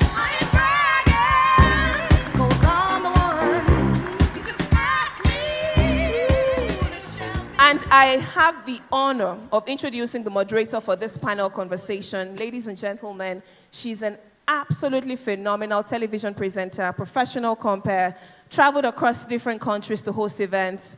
She's good at what she does. Please make welcome Mojibade Shosonya. That's me.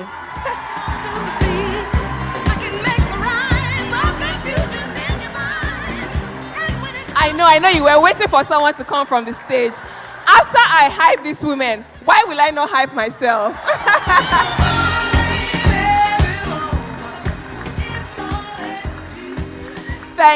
Thank you so much. Again, I'd like to thank Zenith Bank for having all of us, for putting this together, and for ensuring that you handpicked very carefully these lovely women who are winning and who will be sharing their stories with us. Without much further ado, let's get started with the conversation.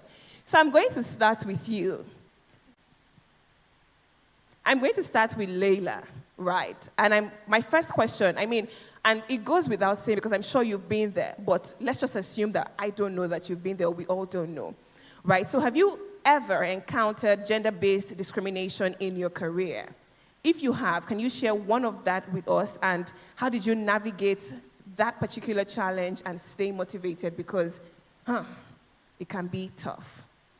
Thank you, and firstly, good morning, everyone. It's such a pleasure to be here today amongst so many distinguished ladies, and to possibly the best host I've actually ever seen host an event as well. I think she also deserves another round of applause.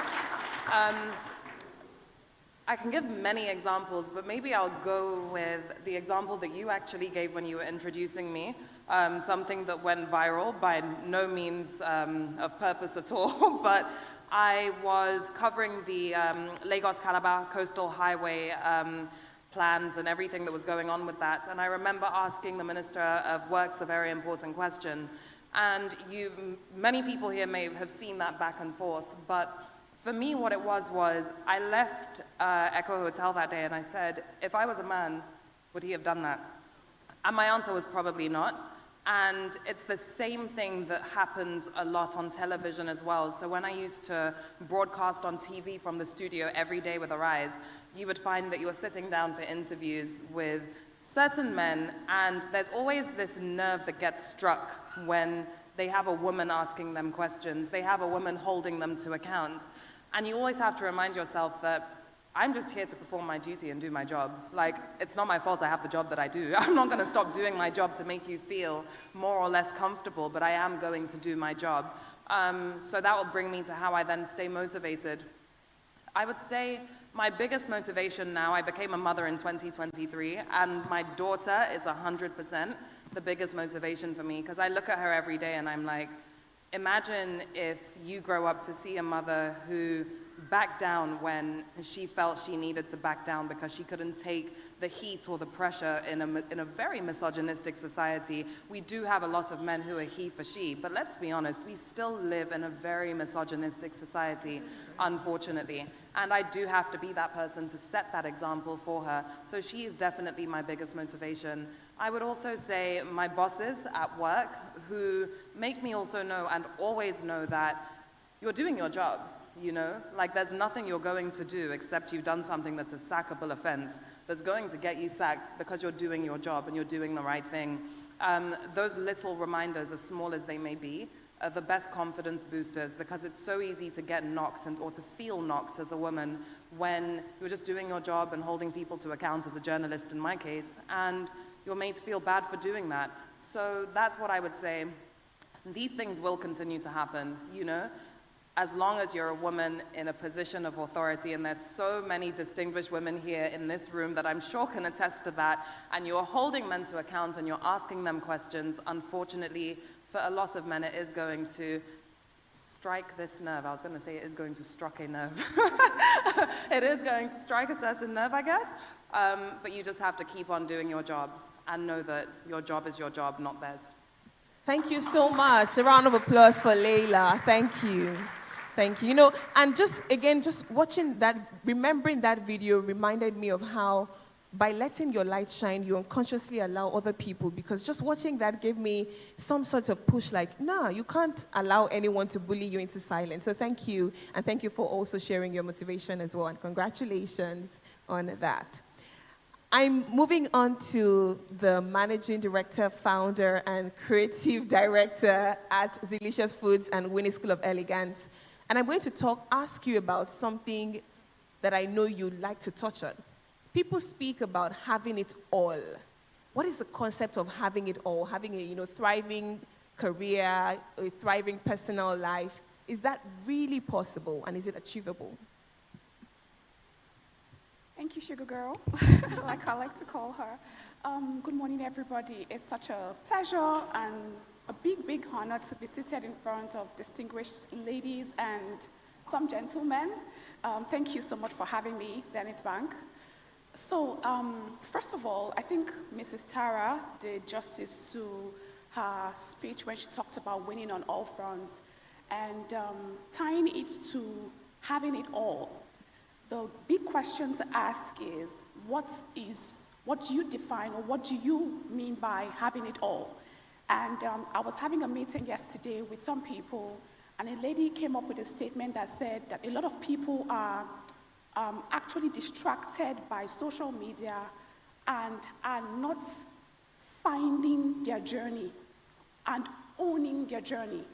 So every individual is unique in their own right and have been born with a different purpose and has a different vision and has a different path and a different journey to follow.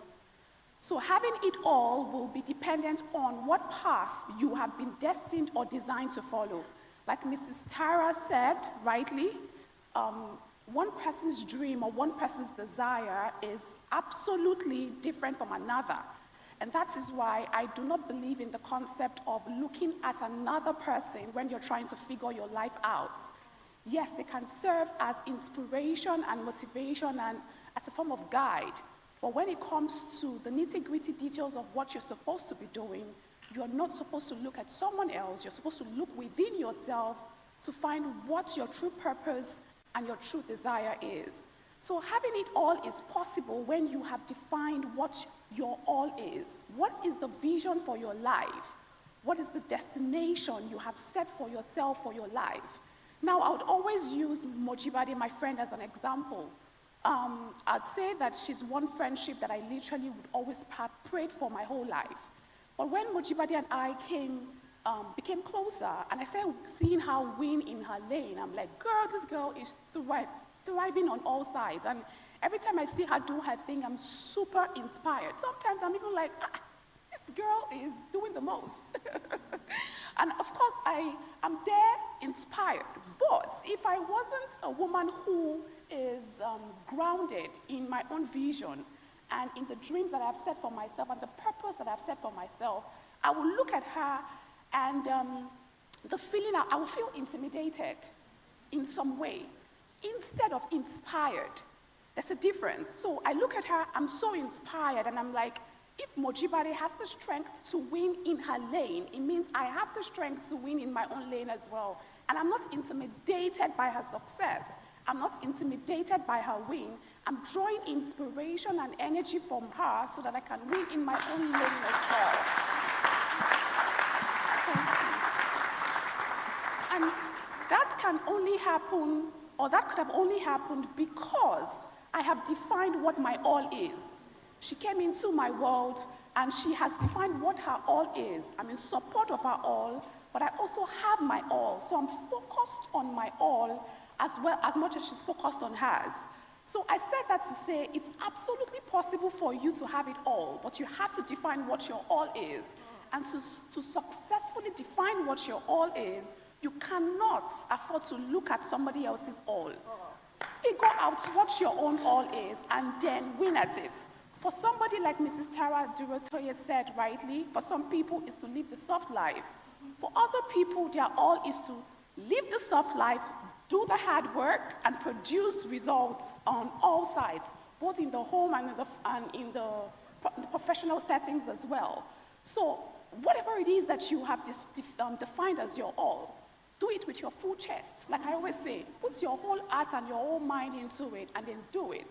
And then Mrs. Tara said, get the peace, find the peace in doing it, and find the strength and the courage to do it as well, and then focus on it. So yes, it's absolutely possible for you to win, to have it all and win on all fronts, but you have to define what that means to you as an individual first. Thank you. Thank you very much. Please give her a round of applause. She's so intelligent. Thank you very much, Winifred. All right, so for Coach Shola, my first question to you, again, we talk about generational wealth. And when we say that, the first thing that comes to mind is you think of the man and the father and the grandfather who has left some trust fund. But can women build generational wealth? What are the cultural, social, societal, and systemic nuances that may limit this if women are limited? Yes. Thank you. I'm really glad to be here. Dr. Kelechi, thank you for handling me so much. And I'm inspired already going by what I have learned already. Now, this is what I have to say when it comes to building wealth, building generational wealth. As women, we take ownership of every other thing apart from money and wealth. We pride in our ability to be versatile. We pride in our ability to raise children. We pride in our ability to be effective at work. We pride in our ability to dress well. Just look at the room. See gorgeousness. We take pride in everything apart from wealth. When we talk about money, you see women shying away from those conversations.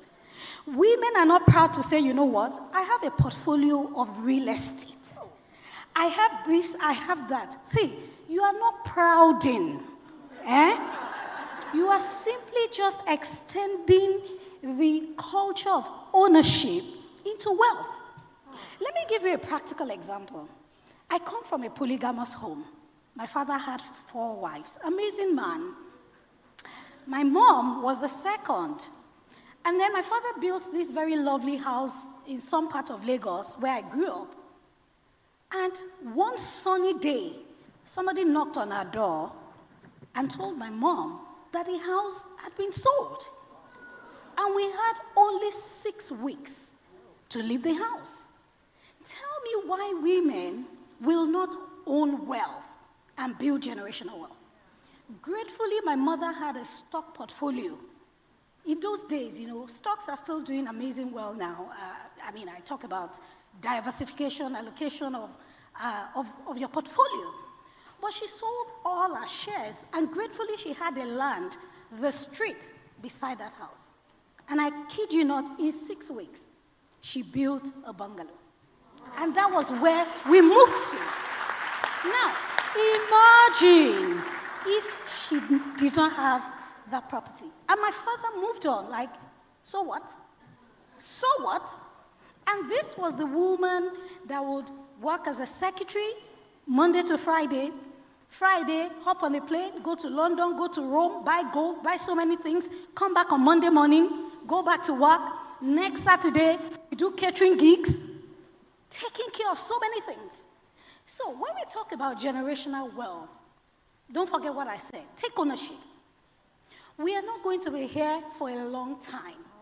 Let's take pride in you see, there's a scripture that says that the labor of our work, I'm paraphrasing now, should be sweet in our mouth.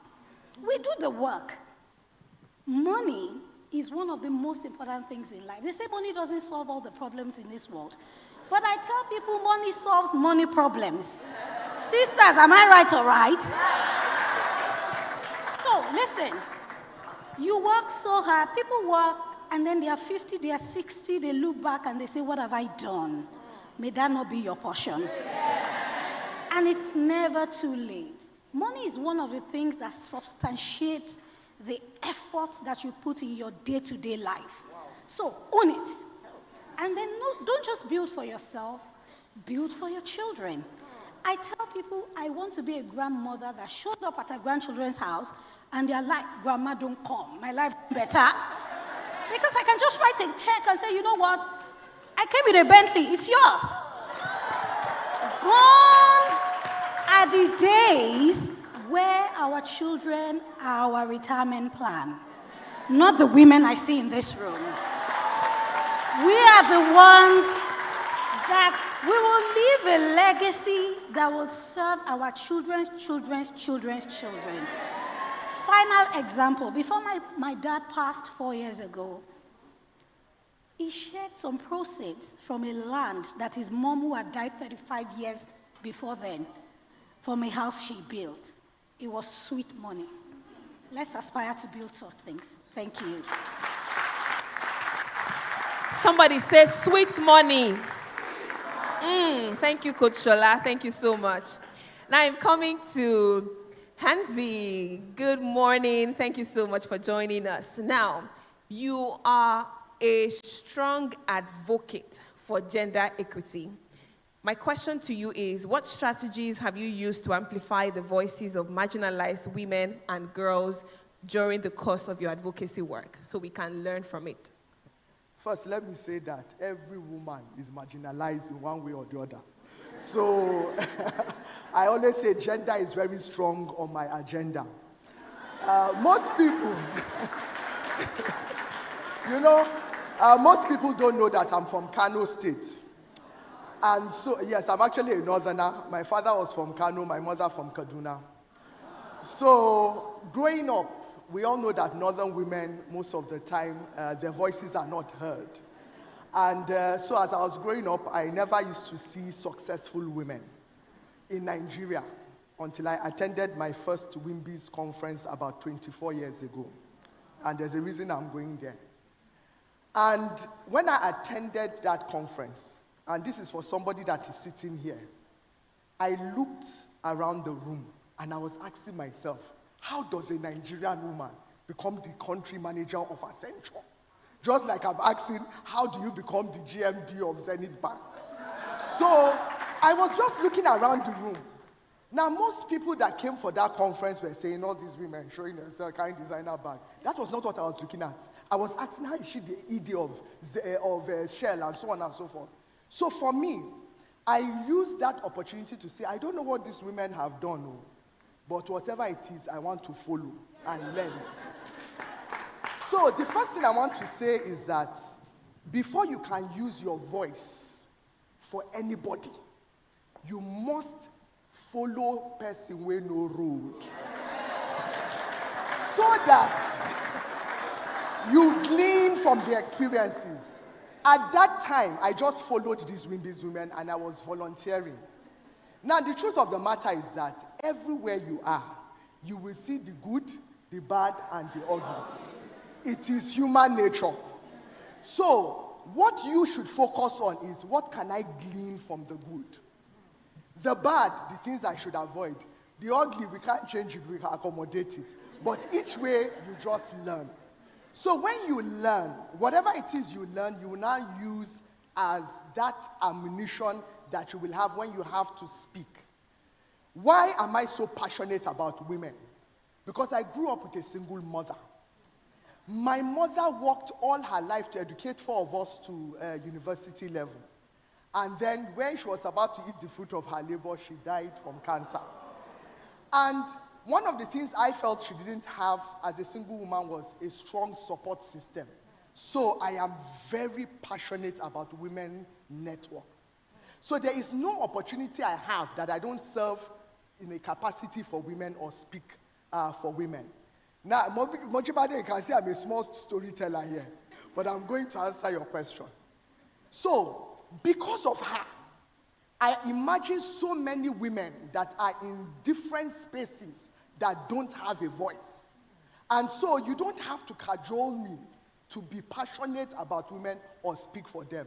I will speak because it comes from within. That's very important.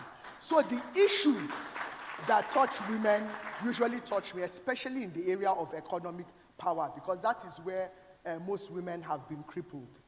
The other thing I want to say, which is very important, was that is really that I have seen within all the networks, you know, I'm very privileged that now everybody knows I'm a voice for women, so I'm called to serve in different capacities. But I will tell you that 2 weeks ago, I was sitting with a woman. She invited me for lunch in Abuja. And she told me that I was sitting with you, I was sitting right next to you at that first Wimbies conference. And that as you were watching the women on stage, you just said, one day I'm going to be on that stage. It came 15 years later, but it came. So I really want to say to everybody here, you must define what you want so that when the opportunity comes, you can use whatever it is that you have to push for what you need to push for. Very important.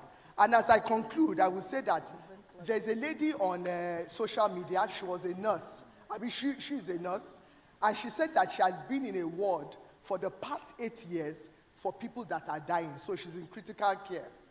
And she started saying that there are top 5 things that people that are dying are always saying. And that, so I want to highlight 2. She says one of them is that they always say that I wish that I lived a life that was true to myself and not what other people want me to be. So that is the first thing you need to also define for yourself, that be true to yourself. Don't do things because of everybody else. Be your authentic self. And that is one thing that I live by. The second thing she said is that most of them say, we wish we invested our time on the relationships that really mattered. Because now that they're dying, that is gone. So I want to also encourage you that when you use your voice, develop those relationships so that you can amplify what it is that you want to say. Thank you. Wow. We are eating good this morning. Thank you, Zenith Bank. Thank you. We are well fed. One thing that, I don't think she mentioned, but she went around it, is that, yes, she attended her first Wimbies conference 24 years ago, but she is the immediate past executive director of Wimbies. So from volunteering to becoming the ED of Wimbies, your dreams are valid. Your dreams are valid. Please say, my dreams are valid. Thank you very much. Now I'm going to move to our Texas. Chisom, hi. I love when I see women who are successful in tech because tech is a lot. Now, tech is ever evolving and we have current trends. So my question to you is, what current trends in technology are you most excited about? And how can women tap into these opportunities to innovate and step into leadership roles?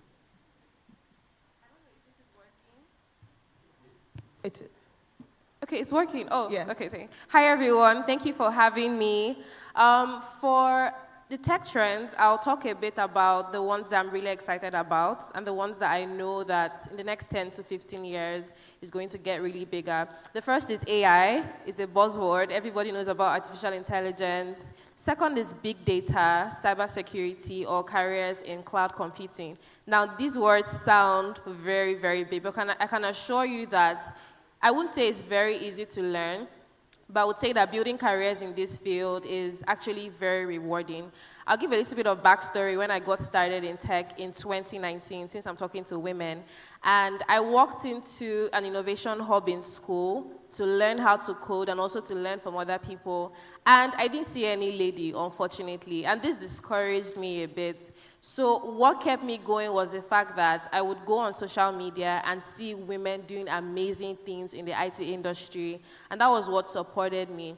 How many of us know that there is a research going on for a woman that's trying to use bra technologies to detect breast cancer? Is anybody aware of that? Okay, so it goes to say that we actually need more women in technology. If not, these kind of innovations will not be in existence. So I'm speaking to mothers here, I'm speaking to aunties, I'm speaking to young ladies. Please encourage your children, encourage your nieces to start a career in IT. Now for the fields I mentioned, they're actually mainstream, but it's something that you can start by simply just, paying for a Coursera course, paying for a boot camp, applying for a diploma degree, and start your learning from there. So you always want to start with the foundations.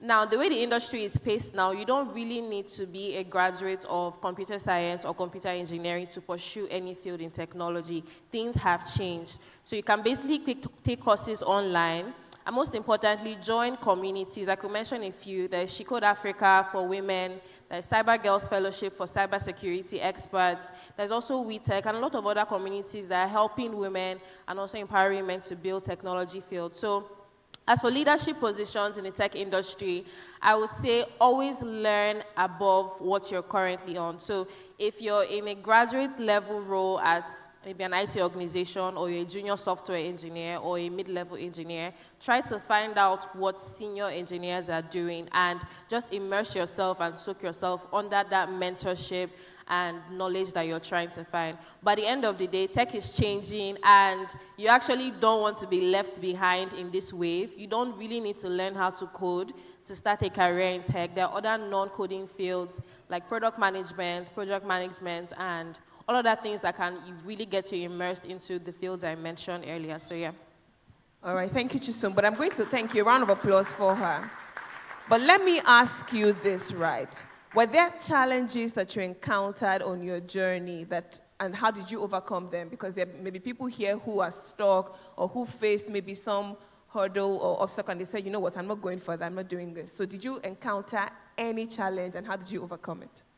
Yes, I encountered a few. The first was that the learning curve is actually quite steep. It's not easy to learn how to code, especially when you're a lady. And okay, I'll give you a little story. I was at the office one day and I was really dressed. I don't joke with the way I dress.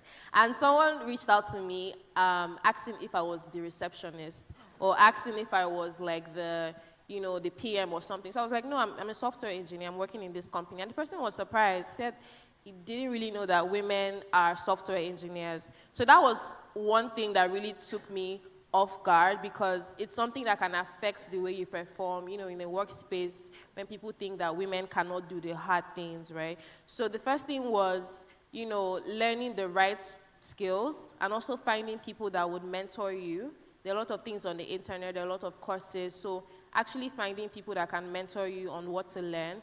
And also joining communities as well. Communities are like structured programs that would help you do the hard things. They give you an easier path on entry, to this field. Another thing is staying up to date. Today there's one tool, tomorrow there's another tool, next tomorrow there's another technology. So you always have to be on your feet if you're building a career in IT.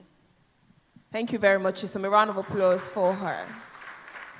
And last but certainly not the least, I'm coming to John. Again, your story is so inspiring. One that we can literally, produce a movie out of. What inspired and what was the drive from, saying, I'm done with being a flight attendant to saying I want to go to flight school to actually become a certified pilot? What was the drive? And I think the part B of that is, it's a male-dominated industry, whether we like it or not. How were you able to successfully navigate it, to get to that point, to this point? I mean, she's a chief pilot at United Nigeria now. So how did you navigate, everything in between to get to this point? Over to you, man. Captain. And I hope everyone can hear me.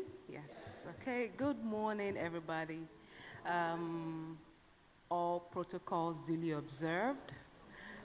Thank you so much for inviting me to this event. I am honored to be here this morning. Yes, my story started as a cabin crew, and now I am a pilot and also the chief pilot of United Nigeria Airlines.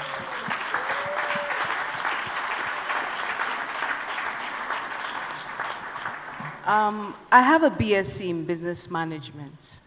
Being in the aviation industry was not planned. Actually, when I finished school, I think I applied to some banks. And I had a number of prayer points. There were certain things that I wanted for myself. And I think, it's very important what you list out for God, I think I listed, I love to travel. I want to travel to different countries. I want to meet people in the course of my job. I also wanted a job that I didn't have to travel, drive too far and be stuck in traffic because I live on the island. I was saying these things, I didn't think I was, telling God what I wanted.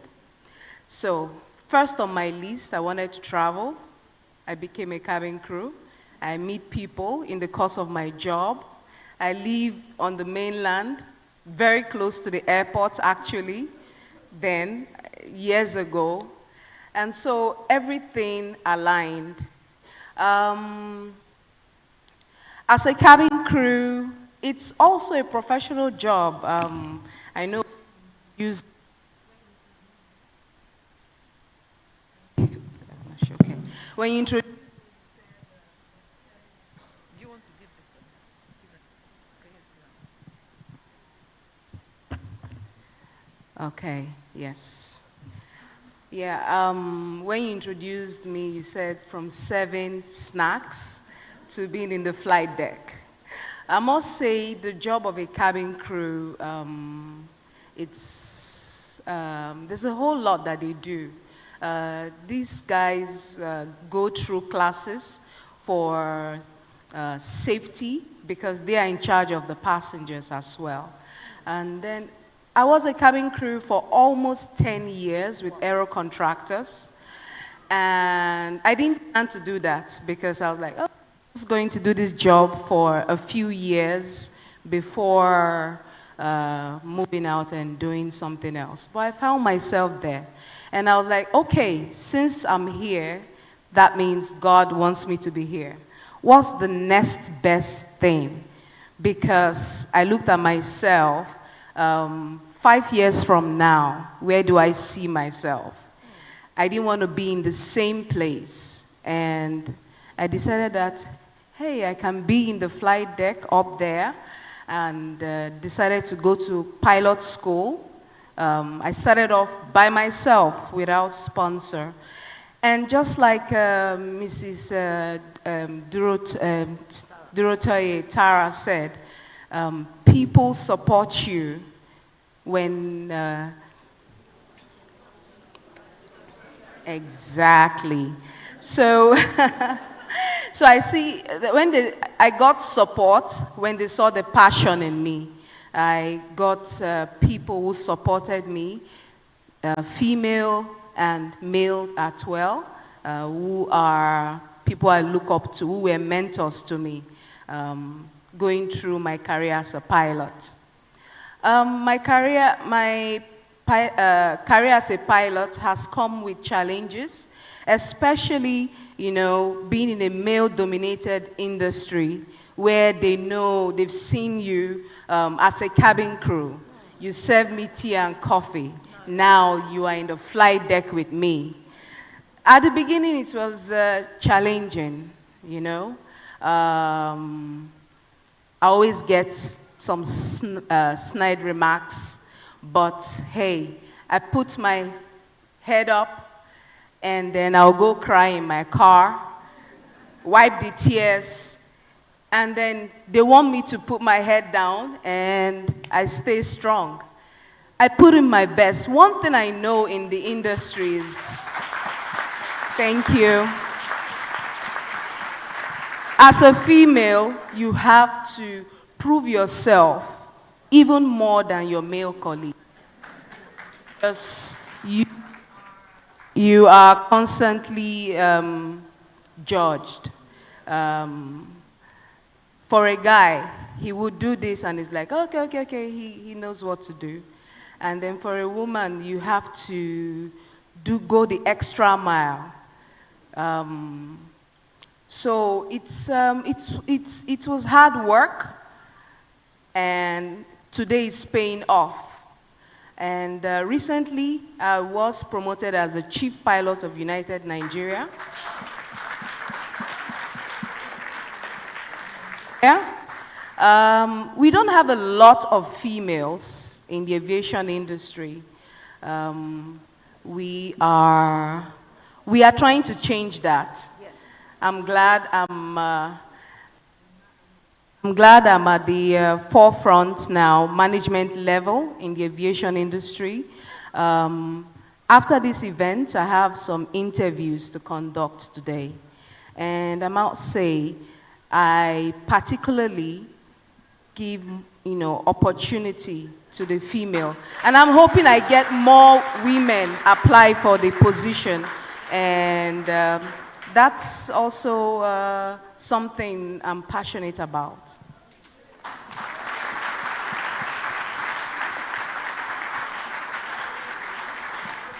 So inspiring. Another round of applause for John, please.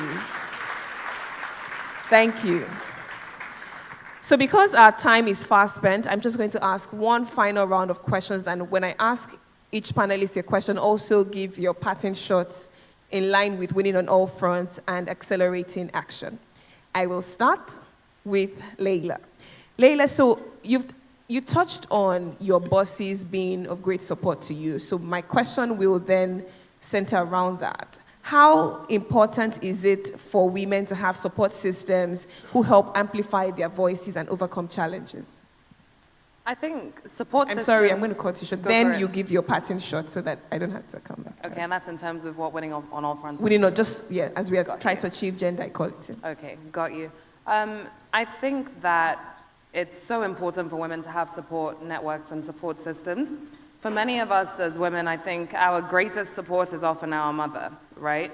And you see, not even just for women, even for men, you see that love that you get from a mother, and it embodies everything that you want to feel and everything that you want to know. When you now transfer that into your professional life, support networks from mentorships, I think mentorships are so important to have. Always having women who are up the ladder, they have gone further in their career or on the home front, whatever it is, than you have. They have wisdom to offer and share that you can look up to and you can learn from. I think friendships, look at the two of you, such a beautiful friendship you have. Friendships are so important as well.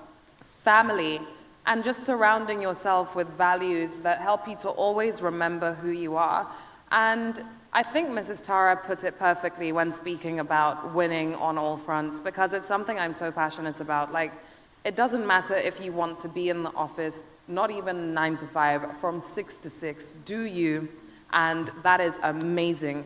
It doesn't matter if you want to be at home, waking up every single day, getting your children ready for school, making sure that you're the most present parent that you can be. It doesn't matter if you want to try and find a balance and have both, but as long as you've chosen your own path, in your own lane, then you are winning. And having peace with that, as Mrs. Tara said, I couldn't have said it better, I think is the biggest takeaway from today's seminar overall. Finding that inner peace in whatever decision it is that you choose to make, and remembering that no two women are the same, no two men are the same, no two people are the same. Whatever you choose to do, however you choose to grow in life, and what path you choose to follow is your personal journey. And no matter what, it's your journey, your story, so regardless, it's a win. So that being said, I'd like to thank Zenith Bank for this amazing event today, surrounded by such strong, powerful women in their own right, and I just feel really inspired today. I'm running on 2 hours sleep, and I thought today, oh my God, I'm gonna be so tired at this event. I have been awake and alert all through, and that is thanks to the people in this room. So honestly, I think more of this. You know, International Women's Day, we often think, oh, wow, there are just so many people who just want to talk. No, I think there is so much to it. So more of this for sure. Thank you, Zenith Bank, and let's all continue to win in our respective fronts. Thank you so much, Leila. Thank you. All right, so I'm going to move to Ms. Winifred Nwania. My question to you is, before I ask the question, I know that you're particular about knowledge sharing. You're an author, right? So if you were to create a playbook for women to win on all fronts, especially in your field, what would be your top 3 rules?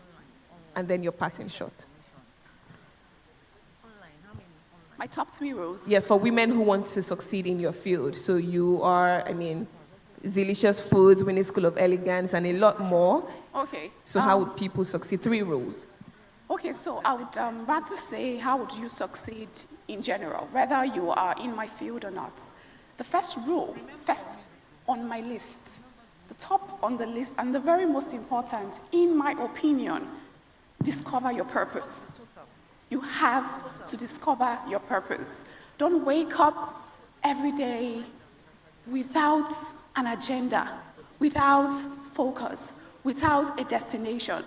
I was listening to an interview by Oprah, and she said one of the greatest mistakes and one of the biggest reasons why a lot of people never achieve success is because they wake up every day without a purpose.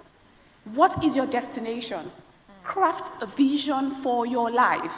And then, second rule, stay loyal to your vision. Let your waking every single breath you take be in alignment with that purpose. Have friends, relationships, do things, take the courses, read the books, get the knowledge, attend the seminar, whatever it takes to accomplish your purpose. That's what you do when you stay loyal to the purpose. And loyalty also requires you to shift to the side anything or anyone that is not in alignment with that purpose. And of course, the third thing, there's so many things, but the third thing on my list, I think I already mentioned it in the second, but as a passing point, this one would be ensure that you stay grounded in empowering yourself with the skill and the knowledge to win at that purpose, regardless of whatever it is. Leila rightly said, and then Ms. Tara said it as well, that even if your decision or your choice is to be a homemaker, ensure that you acquire the knowledge and the skills that help you become the most excellent and the best homemaker. If it's to win in the business or the professional world, ensure that whatever it is you find yourself doing, you are doing it excellently and in the most quality way. Those would be my 3 rules, and of course with that I would say a really big thank you to Zenith Bank for this honor and privilege. It's really the greatest honor.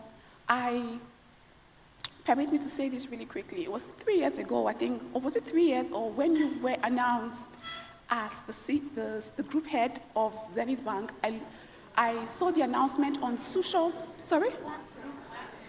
Oh, was it last year? Okay, last year. I know it went viral, and I saw the announcement on social media, and I remember I was in my room on my bed very early in the morning, and I'm like, wow, this woman is so beautiful. Something right, because honestly, even as the one of the benefits I enjoy is I attend free conference. I don't pay. I just everywhere I'm emceeing, but I'm learning. Yes, I'm emceeing. I'm here doing my thing, but just listening to powerful women, such an honor. So to all participants, I'm sure there are males who are also learning from us online. Thank you for being a part of this conversation. To all the amazing women, thank you for joining us, and we do hope that you are richly blessed all through the sessions. Well done. All right, so we're moving on very quickly, and I'm going to ask Coach Sholade Shaki a final question, and then I'll also take your parting shot as well. Now, what is your journey to success like, especially as a woman? You know, we talk about women and money, they are almost like two worlds apart. And you have chosen to say, you know what, I'm going to stay in this field to inspire women to go after money and sweet money as well. You know, what has that journey been like for you? Any challenges at all, and how were you able to stay grounded and motivated regardless? To making, NASDAQ screens in New York all the way? Thank you. Thank you for that question. Background story, I'm a chartered accountant by profession. I tell people I'm a chartered accountant in 3 continents. I'm a fellow of ICANN, fellow of ACC in the UK, CPA, and all of those things. But for a better part of my career, I was always broke. I was clueless about money. What I am saying is there are people who have PhDs and MBAs who are broke. So my journey into teaching finance, into building one of the biggest financial academies in Nigeria, was from my story. And that's why we can't shy away from who we are and where we have been. Now, I wasn't invited here to speak as a chartered accountant. I was invited to speak as a finance coach because of my experience. And why did I mention that story? Chartered accountant, scattered finances. I was always broke. I was always miserable. In church, each time there was a call for prayers, I would come out because I thought village people were after my finances. But there were no village people villaging me. It was financial illiteracy. Now, all of those things that I said earlier on, the clue to getting those things is financial literacy. And I am saying this I'm rolling it into my parting words. Now, my past experiences have taken me to unbelievable platforms all around the world. Just telling people I was once broke, now I am not broke. I want to help you not to be broke, and teaching personal finance. We as women must embrace financial literacy. It's not a cliche. I see men, when they say richest man in the world, richest whatever, what do they use? Metrics. But women, they're talking about inflation has dropped to 24%, and you're saying change the channel. Z-World. African magic. We cannot build wealth if we shy away from knowledge. Sisters, the amount of knowledge and effort that we put into looking good, that we put into looking fine, showing up, let's put that amount of effort into learning about money. At Smart Stewards, where I'm the founder, we teach 3 things: make money, manage money, multiply money, rinse and repeat. For making money, we are all making money. We can all make money, I know. But you see that managing money, it is very important. Knowing where your money should go, knowing how to spend. But what qualifies me to teach you how to manage your money? Manage it anyhow. But the thing is that your outcomes, your financial outcomes and the things you can do will be evident by the things that you do managing your money. Final word, invest in financial literacy. Take a course today. Mutual funds, what does it mean? Zenith stocks, what does it mean? Real estate, what does it mean? Commodities, what does it mean? learn those things. Check out Smart Stewards. We teach basic courses that can take you from A to Z. I love you. When I said we're eating well, I wasn't even joking. We're actually eating well. We're going to take a few questions from the audience, maybe about 2 when I'm done with my panelists. Then we'll take 2 questions from the audience. So if you have any, please note it down now so when the opportunity comes, you are prepared. All right, so I'm coming to my ED. You're always my ED, don't worry. And my question to you is now about how men, boys, the male gender, can play actively in gender advocacy. And because we have some men here, and we have mothers to men here as well, what role can they play in gender advocacy, and how can we encourage more men to become allies in this space? You know, at the United Nations, we call them he for she's. He for she. Yes, so I think it's very important to understand that when it comes to gender equity, it's really about partnerships and collaborations. There are certain, of course, because of tradition, religion, and culture, and all the other vices working against most women, there are certain discussions that you need the male counterpart to be the voices in the room for you. So I think one of the ways that you can influence that is, first of all, you need to get most of the he for she's to also influence other he for she's. The second thing is that men are logical. So you need to use a lot of data and use things, speak to them in a language that they will understand. Even when we go for community kind of engagement, you need to tell them stories, show them things so that you can get their buy-in. I don't think we're really here to fight with any man, and we don't want to take anybody's position. We just want what is fair, equity and fairness, that's all. And so we want to work with you to make our society better. I personally believe that Nigeria and Africa, most African countries are where they are because more women have not been given an opportunity to be part of the decision-making leadership strata. So I believe that if we are able to achieve that, it will help us more. In terms of my parting words, first of all, I want to say that I had always dreamt of, even as a young person, being at the United Nations or just on that platform. And it's so ironic that when I left Wimby's last year, they reached out to me to apply for a role, and I got that role. Now, thank you very much. So I'm leaving tomorrow for New York because we're having the 69th Commission for the Status of Women, and it's also the Beijing at 30. So after 30 years, we want to evaluate what has happened in all countries. Ironically, because of my role, obviously, in private sector partnerships, also working with the Ministry of Women Affairs, I really wanted Zenith Bank to be a part of it because see the energy in this room. People say I have energy, but your energy is something else. So we need to take this energy to New York. In fact, Zenith was the first bank I reached out to. And so I'm going to hold your GMD's wrapper that we must have representation in New York from Zenith Bank, so that, because it's not too late. But the important thing I just want to say is that we need to showcase and amplify what we're doing right. The second thing I want to leave everybody with is that when you see the journey of women in leadership, there are a lot of battle scars. It means that it is not a smooth journey. I want you to really understand that there is no experience you go through, especially the painful ones that you don't need, because it shows you how resilient you are as a human being, and it builds that resilience in you. So every experience you have, don't have regrets.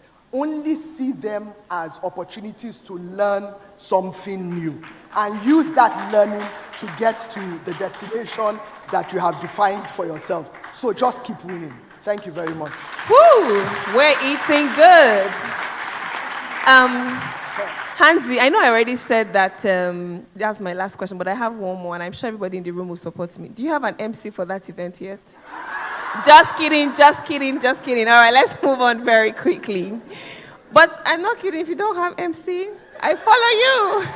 All right, Chisom, our text is, Chisom, by the way, is Gen Z. So I'm not going to tell you her age, but just picture the Gen Z bracket, but she's a Gen Z Texas winning at it.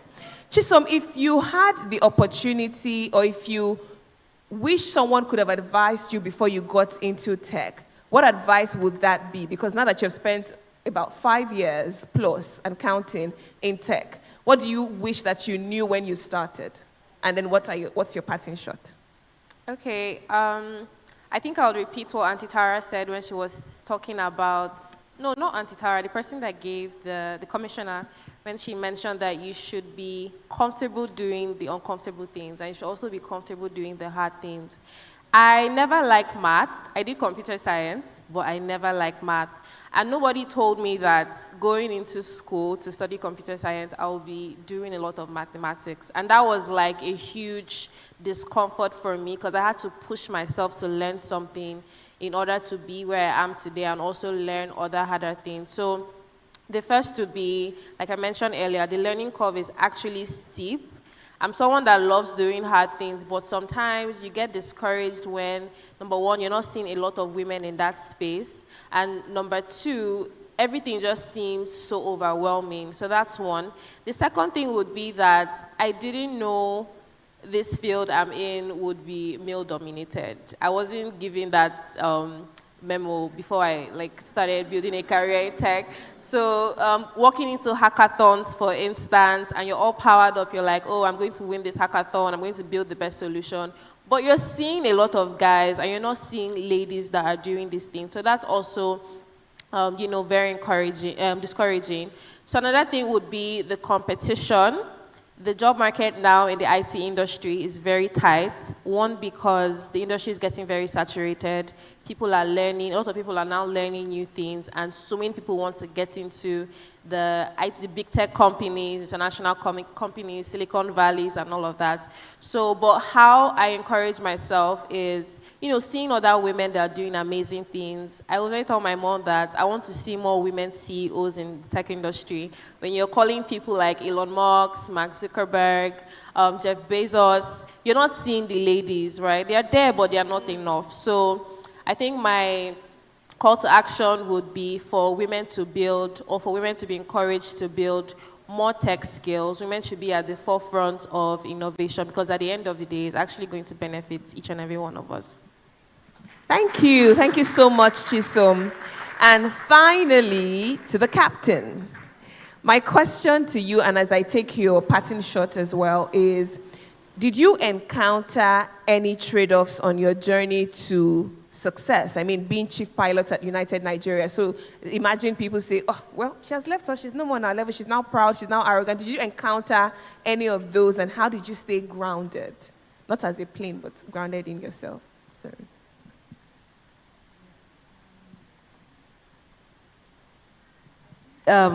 Yeah, I did encounter a lot of challenges. Prior to working to United Nigeria, I used to work with Rwanda Air in Kigali, that's outside Nigeria. And I missed a lot of family time, family events, being outside Nigeria, weddings, and other events that I was expected to be in. And then coming back to Nigeria and joining the airline in Nigeria, we had new pilots who do not know me, I've been out of the country for like 5 years. And now they see this female coming, and then she's a captain in the flight deck. Of course, I did encounter, some younger people who think that I look too young to be in that seat. I mean, I'm taking an example from our GM. She's looking exceptionally beautiful. GMD, sorry, correction. She's looking exceptionally beautiful, and I must say I'm almost 50 as well. And then they look at me like, look at this little girl in this seat. I have passengers who say, oh, it's a girl flying us today, you know? I have passengers who come into the flight deck, and then because my co-pilot is a guy, they are looking at the co-pilot and saying, captain, and he's like, no, I'm not a captain, she is. And they just can't take it in that, you know, that's the captain. So they keep, you know, trying to look for a man. But, you know, I'm used to it. So my work proves itself. That's the important thing.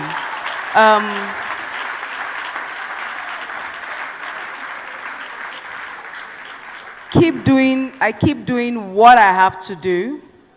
I ignore the distractions. That's what I call it. Focused in what you intend to achieve. Don't worry about who is looking at you. Someone is looking at you. Someone is taking note of your results. And when it's time to call out the results, people will ask, why her? Why her?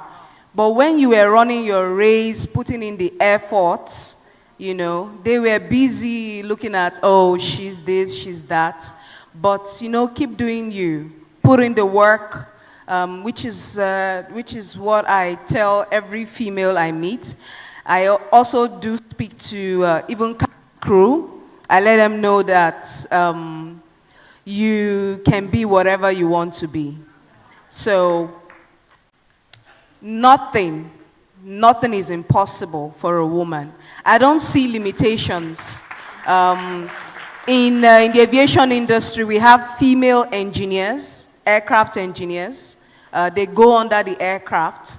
They do the hard jobs, you know. Now it's, things are getting better. You find women in the engineering department, the flight deck, in dispatching, and we want more of that. So the world is our playing field. And of course, I must say I've also been lucky to be surrounded with men who have been supportive as well, who are proud to have a female. We can't do it by ourselves. So let's keep an open mind. Every relationship is important. Make use of every relationship you get. That's all I have to say. Thank you so much.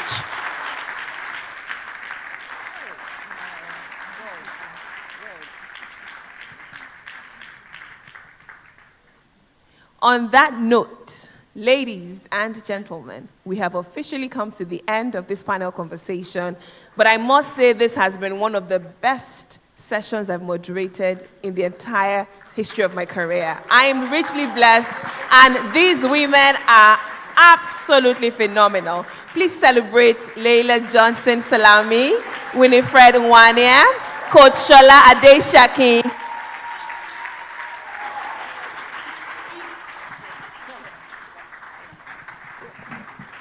Please celebrate my energetic superwoman, Edie Hansatu Halima Ado.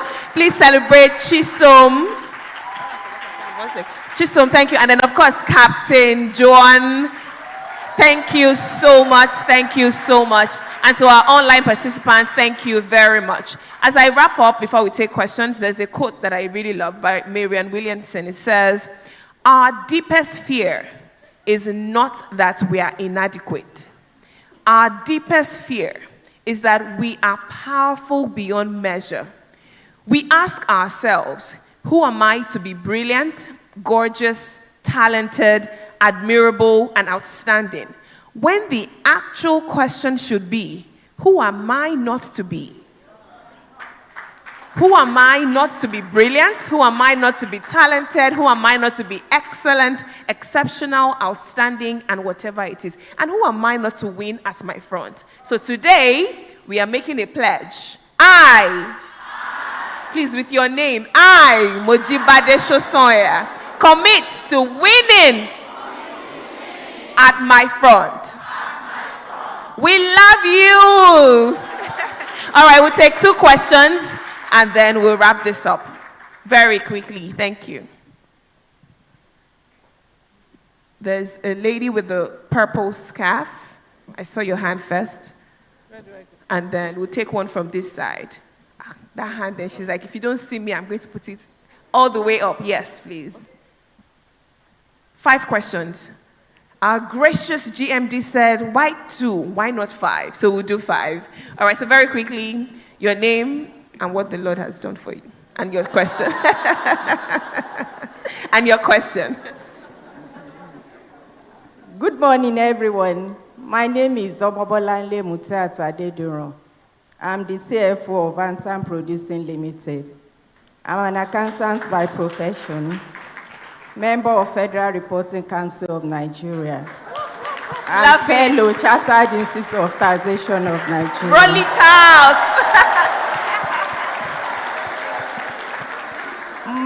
I'm thanking Zenith Bank for putting this together today. And honestly, I came here against all odds. At this forum today, I've had meeting, I've done presentation in between this session. And why? Because I just wanted to be here. I made up my mind to leave a little few months ago. And since then, I've been doing everything that I think will do well for my life. And this is one of it today, commitment to be here. Mine is actually not a question. It's about saying catch them young. This kind of thing should be done even to younger people at school. Because I became an accountant because my grandmother made me one.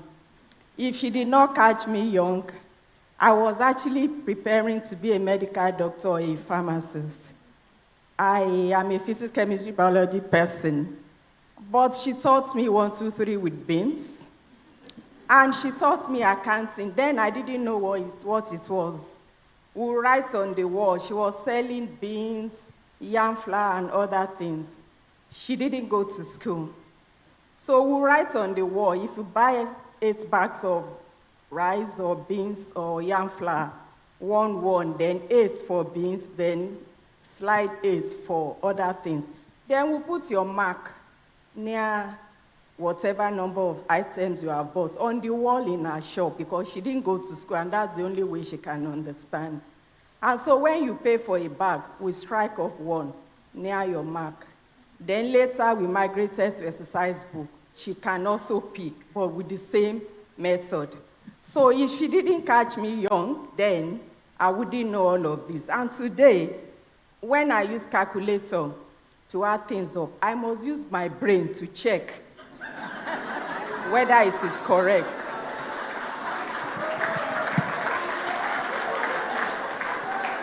And when she was teaching me, she didn't know. She wasn't just teaching me to count because of the neighborhood. If my parent goes to party, so that thieves will not come when they hear people talking. So please extend this to younger people. We need it. Thank you. Thank you so much. Your contribution is duly taken and, of course, noted. Thank you.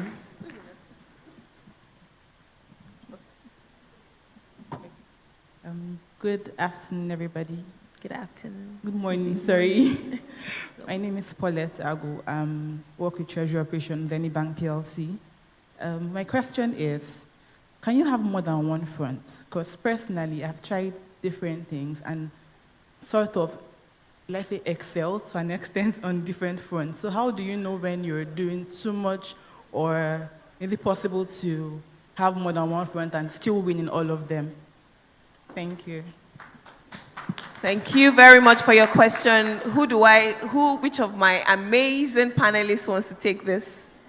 All right, so Leila will take that. Thank you. I think this is what Mrs. Tara was actually saying earlier, like when she looks at herself, she decided to have more than one front. what I would say is I think life comes in chapters, right? So it may be difficult to be at 100% in everything at the same time, but it doesn't mean that you can't have different fronts at the same time. And I can use myself as an example. I thought that when I became a mother, my career was literally going to go do. No. Actually, I struggled for a bit because things did slow down more than I expected. I'm used to waking up, getting out there, working. Instead, I'm waking up to breastfeed. I'm waking up to a screaming, crying baby. And I was like, what is this entire change in my life?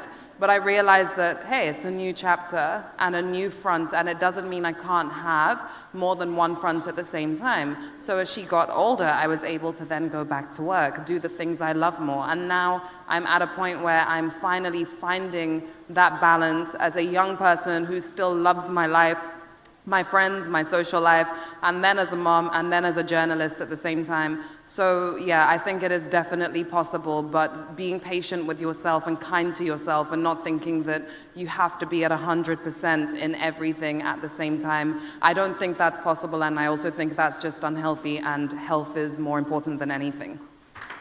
Wow, very well said. Thank you so much, Leila. Can we have the third question? Okay, 1 second. Winifred has... Hello, hi, okay. I just want to add something really quickly to what she has said. I'm one woman who is winning on multiple fronts, and I am the creative director at Delicious Foods. I also founded it, and I also founded Winnie School of Elegance, and I have a couple of other businesses that I run as well. So that is me working on multiple fronts in my professional life. Now, I would say that because you asked the question, you said, at what point do you think that you're doing too much? I don't think that anybody can ever do too much if you have the capacity and ability to do it. And what works for me, or how I've been able to do multiple things and win at all of them, is I create systems and structures that help me, or help every front that I'm on, function independently of me. So I don't necessarily have to micromanage everything that happens. But like Leila said, at the start of anything you're about to begin, of course, like things get a little bit shaky, because, not because you don't know or you don't have the ability or the strength to win at it, but it's just new, unfamiliar territory. And it just requires you to get familiar with it. So when you first start, you might experience some challenges, some setbacks and all. But ask yourself, am I supposed to be doing this? For example, I started at Delicious Foods, and everybody knows me for, or most people know me for the lady of Delicious Foods. But my true purpose and my true calling, like I like to tell anyone who cares to listen, is what I'm doing at or with Winnie School of Elegance and the platform there, because we're building men and women of excellence. So if I didn't say yes to the calling of being or starting the Winnie School of Excellence school, then I would have shortchanged myself in a lot of ways, because now I have found my true purpose and I've found my true calling by saying yes to doing something else in another front. I hope that helps. Thank you so much. Can we have our third question? Who has the microphone? There are two hands here. Okay. So my name is Fatima Arona. I study systems engineering at University of Lagos. Currently, I'm a community builder for AWS at Microsoft. So I started my career as a software engineer, and currently I'm like a project manager for a startup on the island here. So my question goes to Shisum. So I'm trying to build this company, and I'm like the only female there, and we are trying to like hire other ladies in tech. So I want to ask her, like, how can companies create more inclusive environment for women in software engineering? Thank you very much for that question. So as it is now, the diversity in a lot of tech companies is still growing, and some companies are still coming to the knowledge of, oh, we need more female engineers, not just female product managers or female project managers. So this change actually starts from the top. And I'll usually tell people that if you're not in a leadership position to effect a certain kind of change, you can't just sit back and wait for somebody to magically come and do it. So that change can actually start with you. It can actually start with conversations with the HR personnel, start conversations with your manager, and also the little way that you can also encourage more women to apply for those open positions. So what you can do is when you have an opening in your company, you can encourage women in your network to apply. And there's this statistics, that's very common, that women would wait till they are 10 over 10 in a job requirement form before they go ahead and apply, while the men would definitely go ahead and apply even if they are 3 over 10. So that's where the disparity is. If a company is not seeing a huge percentage of female engineers applying for a particular role, they'll most likely go with who is more qualified or who is available for that role. So you can play your part in sharing job openings with your network. You can also play your part in discussing the things with your manager. And to shock you, not all companies want a diverse workforce. It's not something you can force on them. So if you actually feel that that place is not a place that you would want to grow in your career, it's not a place that can encourage more women to grow in their careers, then you can actually, look for a switch. But it's possible at the end of the day. Thank you so much, Isom. I think we won't be able to take, we'll take one, wow. One final question because we do have to wrap up and our panelists have other engagement. Thank you very much. My name is Onome Benga Adewara. I'm the founder and CEO of Mamalicious Products Nigeria. We are the producers of Mamalicious Soya Oil, Mamalicious Banga Oil, and Mamalicious Korean Time. With the support of Zenith Bank, we are going to launch Mamalicious Sugar. Yes. So now, I want to thank Zenith Bank first for the support they've given me in my business. Zenith Bank actually helped us grow from a 2 million business to a business that is worth billions in less than 2 years. Now, I want to say this because I'm saying this because this is a woman platform now, and I have a concern. And I'm very happy our beautiful GMD is here and she can hear me. Now, so I applied for OD to help me run my malicious business, and then for some reasons, they're telling me, okay, the OD have to, might not be granted because of C of O. Now, I have a property, but the property is not, doesn't have C of O. So I'm thinking maybe I'm using this opportunity to choose my shots. Mamalicious. Yes, thank you very much. Thank you. This question is not one that all of us on stage can answer. So maybe Dr. Kelechi or our ED will coordinate and facilitate how we'll provide this. But that's a very courageous and bold move because now our GMD will be restless like, hey, Mamalicious, we have to attend to her. So thanks for shooting your shot. On that final note, ladies and gentlemen, to our online guests, we'd like to say thank you. Thank you for being such a fantastic audience. We know we had more questions that we were unable to take. If our panelists are still available after, we will take them, but we will wrap this up now because the questions are endless and the conversations will keep going on and on because we do have a lot. Can we have one house, one room? Ladies, thank you. All right, can we rise for a group picture? And I would ask our GMD. And she's on fire. Okay. Hotter than a fantasy. DJ. Lonely like a highway. Is it a female DJ we have? She's living in a world and it's DJ on fire. DJ. Filled with catastrophe. DJ, you are on fire yourself. Thank you. Just hold on.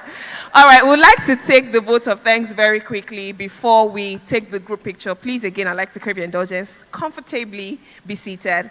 It is my pleasure at this point to invite on stage a phenomenal Executive Director at Zenith Bank PLC, Dr. Adobe Nwakpa. A round of applause for her as she takes the vote of thanks before we take the group picture.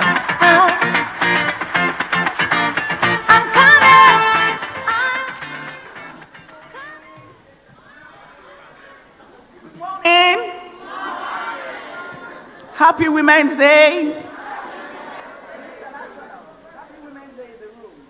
Tomorrow is actually International Women's Day.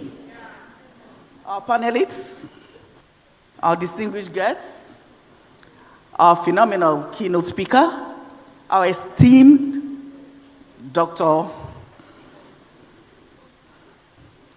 You know, when this he for she's, they like to distract us. Today is our day. So don't bother doing that.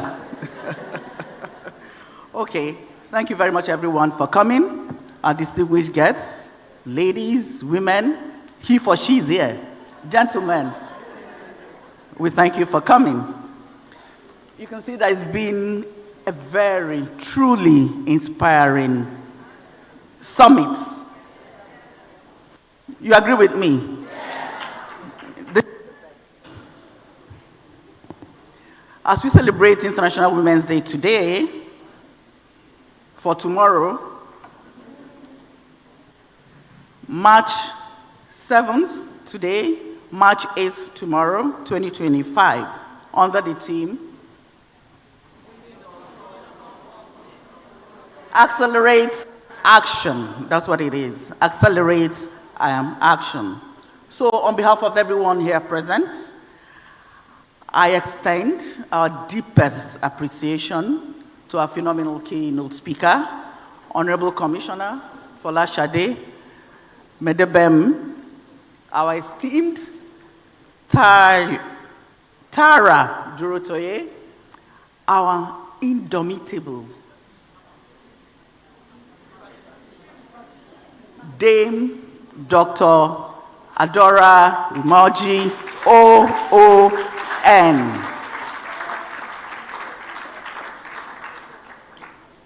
We say a heartfelt thank you to all of you for coming, to our GMD for giving us the honor to actually put this together. In fact, she just called a few of us and she said to me, Adobe, what are you people planning? We said, well, what we did last year, we want to repeat it. He said, why do you always want to do what you did last? Do something different. And that's why we all gathered here today. So a very big thank you to our GMD, Dame Dr. Adora Umoji. Our panelists, you've done wonders. Our MC, what you've discussed today has resonated in our minds today. We are very grateful that you came. For me, I've learned a lot. And I took notes. You've inspired us greatly, and not just for me, for everyone in this room. We say a very big thank you. Your conversations today have enriched and provided us with actionable insights. And some of us will go back and practice exactly what you've just taught us today. You know, some of us don't have that courage, to do what we're supposed to do. Some of us like to be at the back, allowing the he for she's to be at the forefront. They know the people I'm talking about. But let me just say that what a man can do, a woman can do it even better, but with the help of the man. So he for she, I give it up to you. So for our GMD, we thank you for your unwavering commitment to women's empowerment.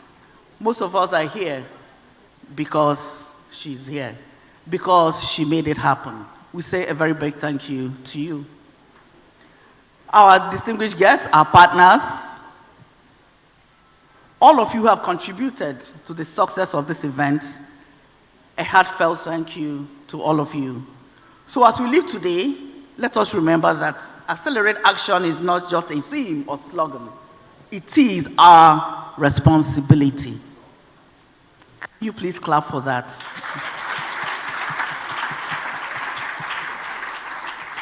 So let us each take a bold step to drive real change and create a more inclusive and equitable world for all women.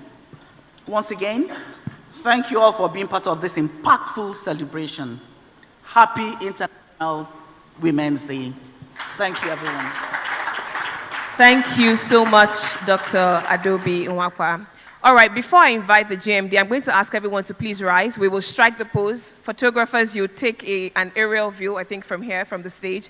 Everyone, ladies, please rise. We will strike the IWD pose for 2025. In case you didn't know, this is it. accelerate action with all your might and energy. All right, very quickly, with a smile, because you are happy to accelerate action. The gentlemen, we want to see your muscle behind this. All right, so we'll do this on stage first, and then you'll flip and take everyone, then we'll invite the GMD. Even if, yes, let's close up. 3, 2, 1, accelerate.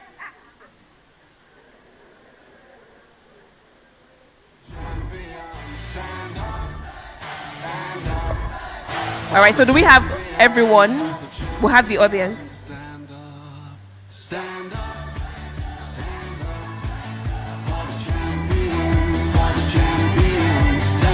All right, for the audience, please, so you have to capture the audience. So do you want to come on stage quickly so you can get everyone? All right, so I'd like to invite the Group Managing Director and CEO alongside our Executive Director, Dr. Adobe Umapa, to join. She's on fire, hotter than a fantasy, lonely like a highway. She's living in a world and it's on fire, filled with catastrophe, but she knows she can fly away. Oh, she got both feet on the ground and she's burning it down. Oh,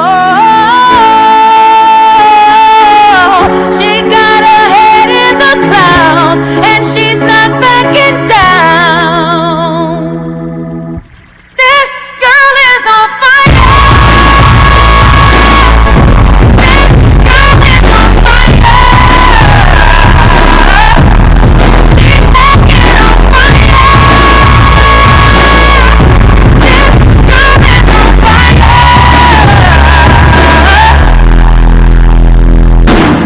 Looks like a girl, but she's a flame. So bright she can burn your eyes. Better look the other way. You can try, but you'll never forget her name. She's on top of the world, hottest of the hottest girls. I'll smile, but what it takes to fool this town. I'll do it till the sun goes down, and all through the night time. Oh yeah, I'll tell you what you wanna hear. Get my sunglasses 'cause all my life shed tears. Now we're the right time. Yeah. I'm looking at you, so you want some of my yeah. I'm looking at you, so you that I yeah. I'm unstoppable. I'm a virgin with your grace. I'm invincible. I will never sing away. I'm so powerful. I don't need batteries today. I'm so confident. I'm unstoppable today. Unstoppable today. Unstoppable today. Unstoppable today. I'm unstoppable today.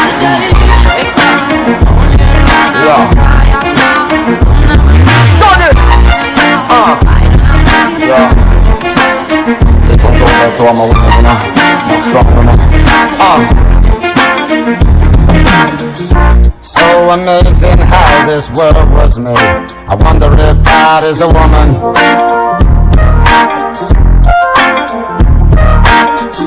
The gift of life astounds me to this day. I give it up for the woman.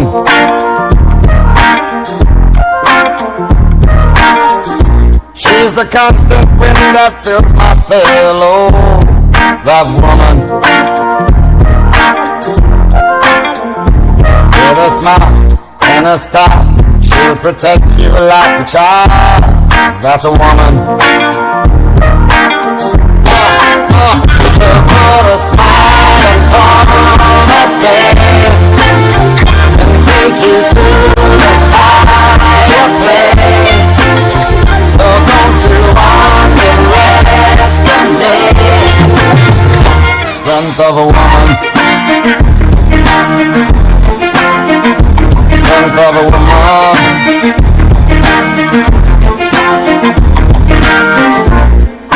Woke up this morning, I got up with a scent of a woman.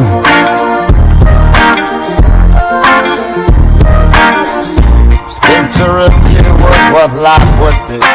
Ain't much good without a woman. I used to bite my tongue and hold my breath, scared to rock the boat and make a mess. So I said quietly, agreed politely. I guess that I forgot I had a choice. I let you push me past the breaking point. I stood for nothing, so I fell for everything. You held me down, but I got up. Already brushing off the dust. You hear my voice, you hear that sound, like thunder gonna shake the ground. You held me down, but I got up. Get ready, 'cause I've had enough. I see it all, I see it now. I got the eye of the tiger, the fighter, dancing through the fire. 'Cause I am a champion, and you're gonna hear me roar louder, louder than a lion. 'Cause I am a champion, and you're gonna hear me roar.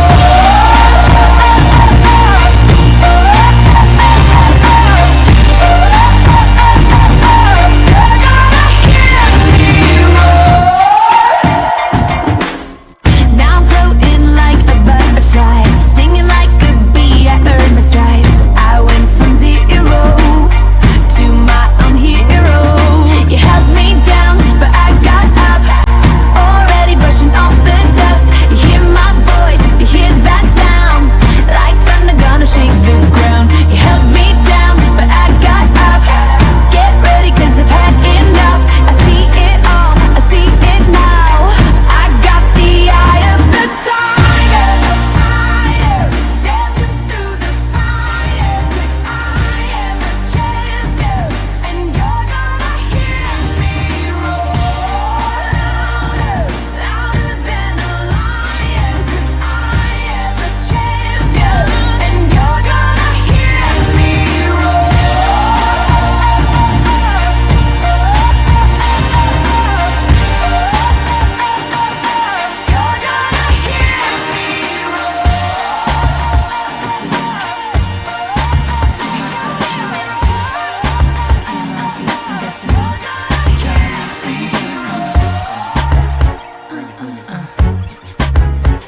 Question, tell me what you think about me. I buy my own diamonds and I buy my own rings. Only ring your celly when I'm feeling lonely. When it's all over, please get up and leave. Question, tell me how you feel about this. Try to control me, boy, you get dismissed. Pay my own condo and I pay my own bills. Always 50-50 in relationships. The shoes on my feet, I buy. The clothes I'm wearing, I buy. The rock I'm rocking, I buy. 'Cause I depend on me if I want it. The watch I'm wearing, I buy. The house I live in, I buy. The car I'm driving, I buy. I depend on me, I depend on me. All the women who independent, throw your hands up at me. All the hunters making money, throw your hands up at me. All the mamas who rock the dollar, throw your hands up at me. All the ladies who truly feel me, throw your hands up at me. Girl, I didn't know you could get down like that. Charlie, how your angels get down like that. Girl, I didn't know you could get down like that. Charlie, how your angels get down like that. Tell me how you feel about this. Do what I want, live how I wanna live. I worked hard and sacrificed to get what I get. Ladies, it ain't easy being independent. Question, how'd you like this knowledge that I brought? Bragging on that cash that he gave you is the front. If you're gonna brag, make sure it's your money you fund. Depend on no one else to give you what you want. The shoes on my feet, I buy. The clothes I'm wearing, I buy. The rock I'm rocking, I buy. 'Cause I depend on me if I want it. The watch I'm wearing, I buy. The house I live in, I buy. The car I'm driving, I buy.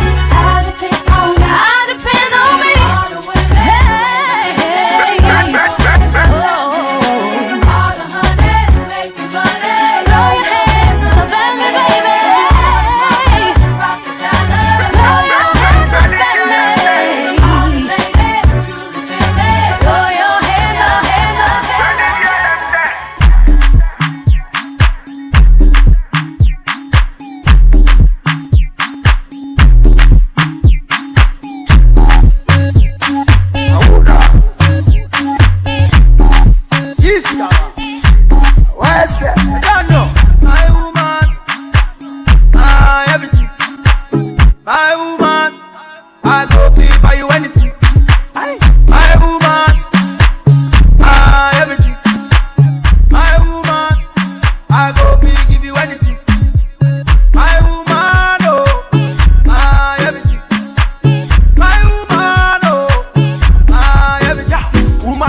proper, woman is straight.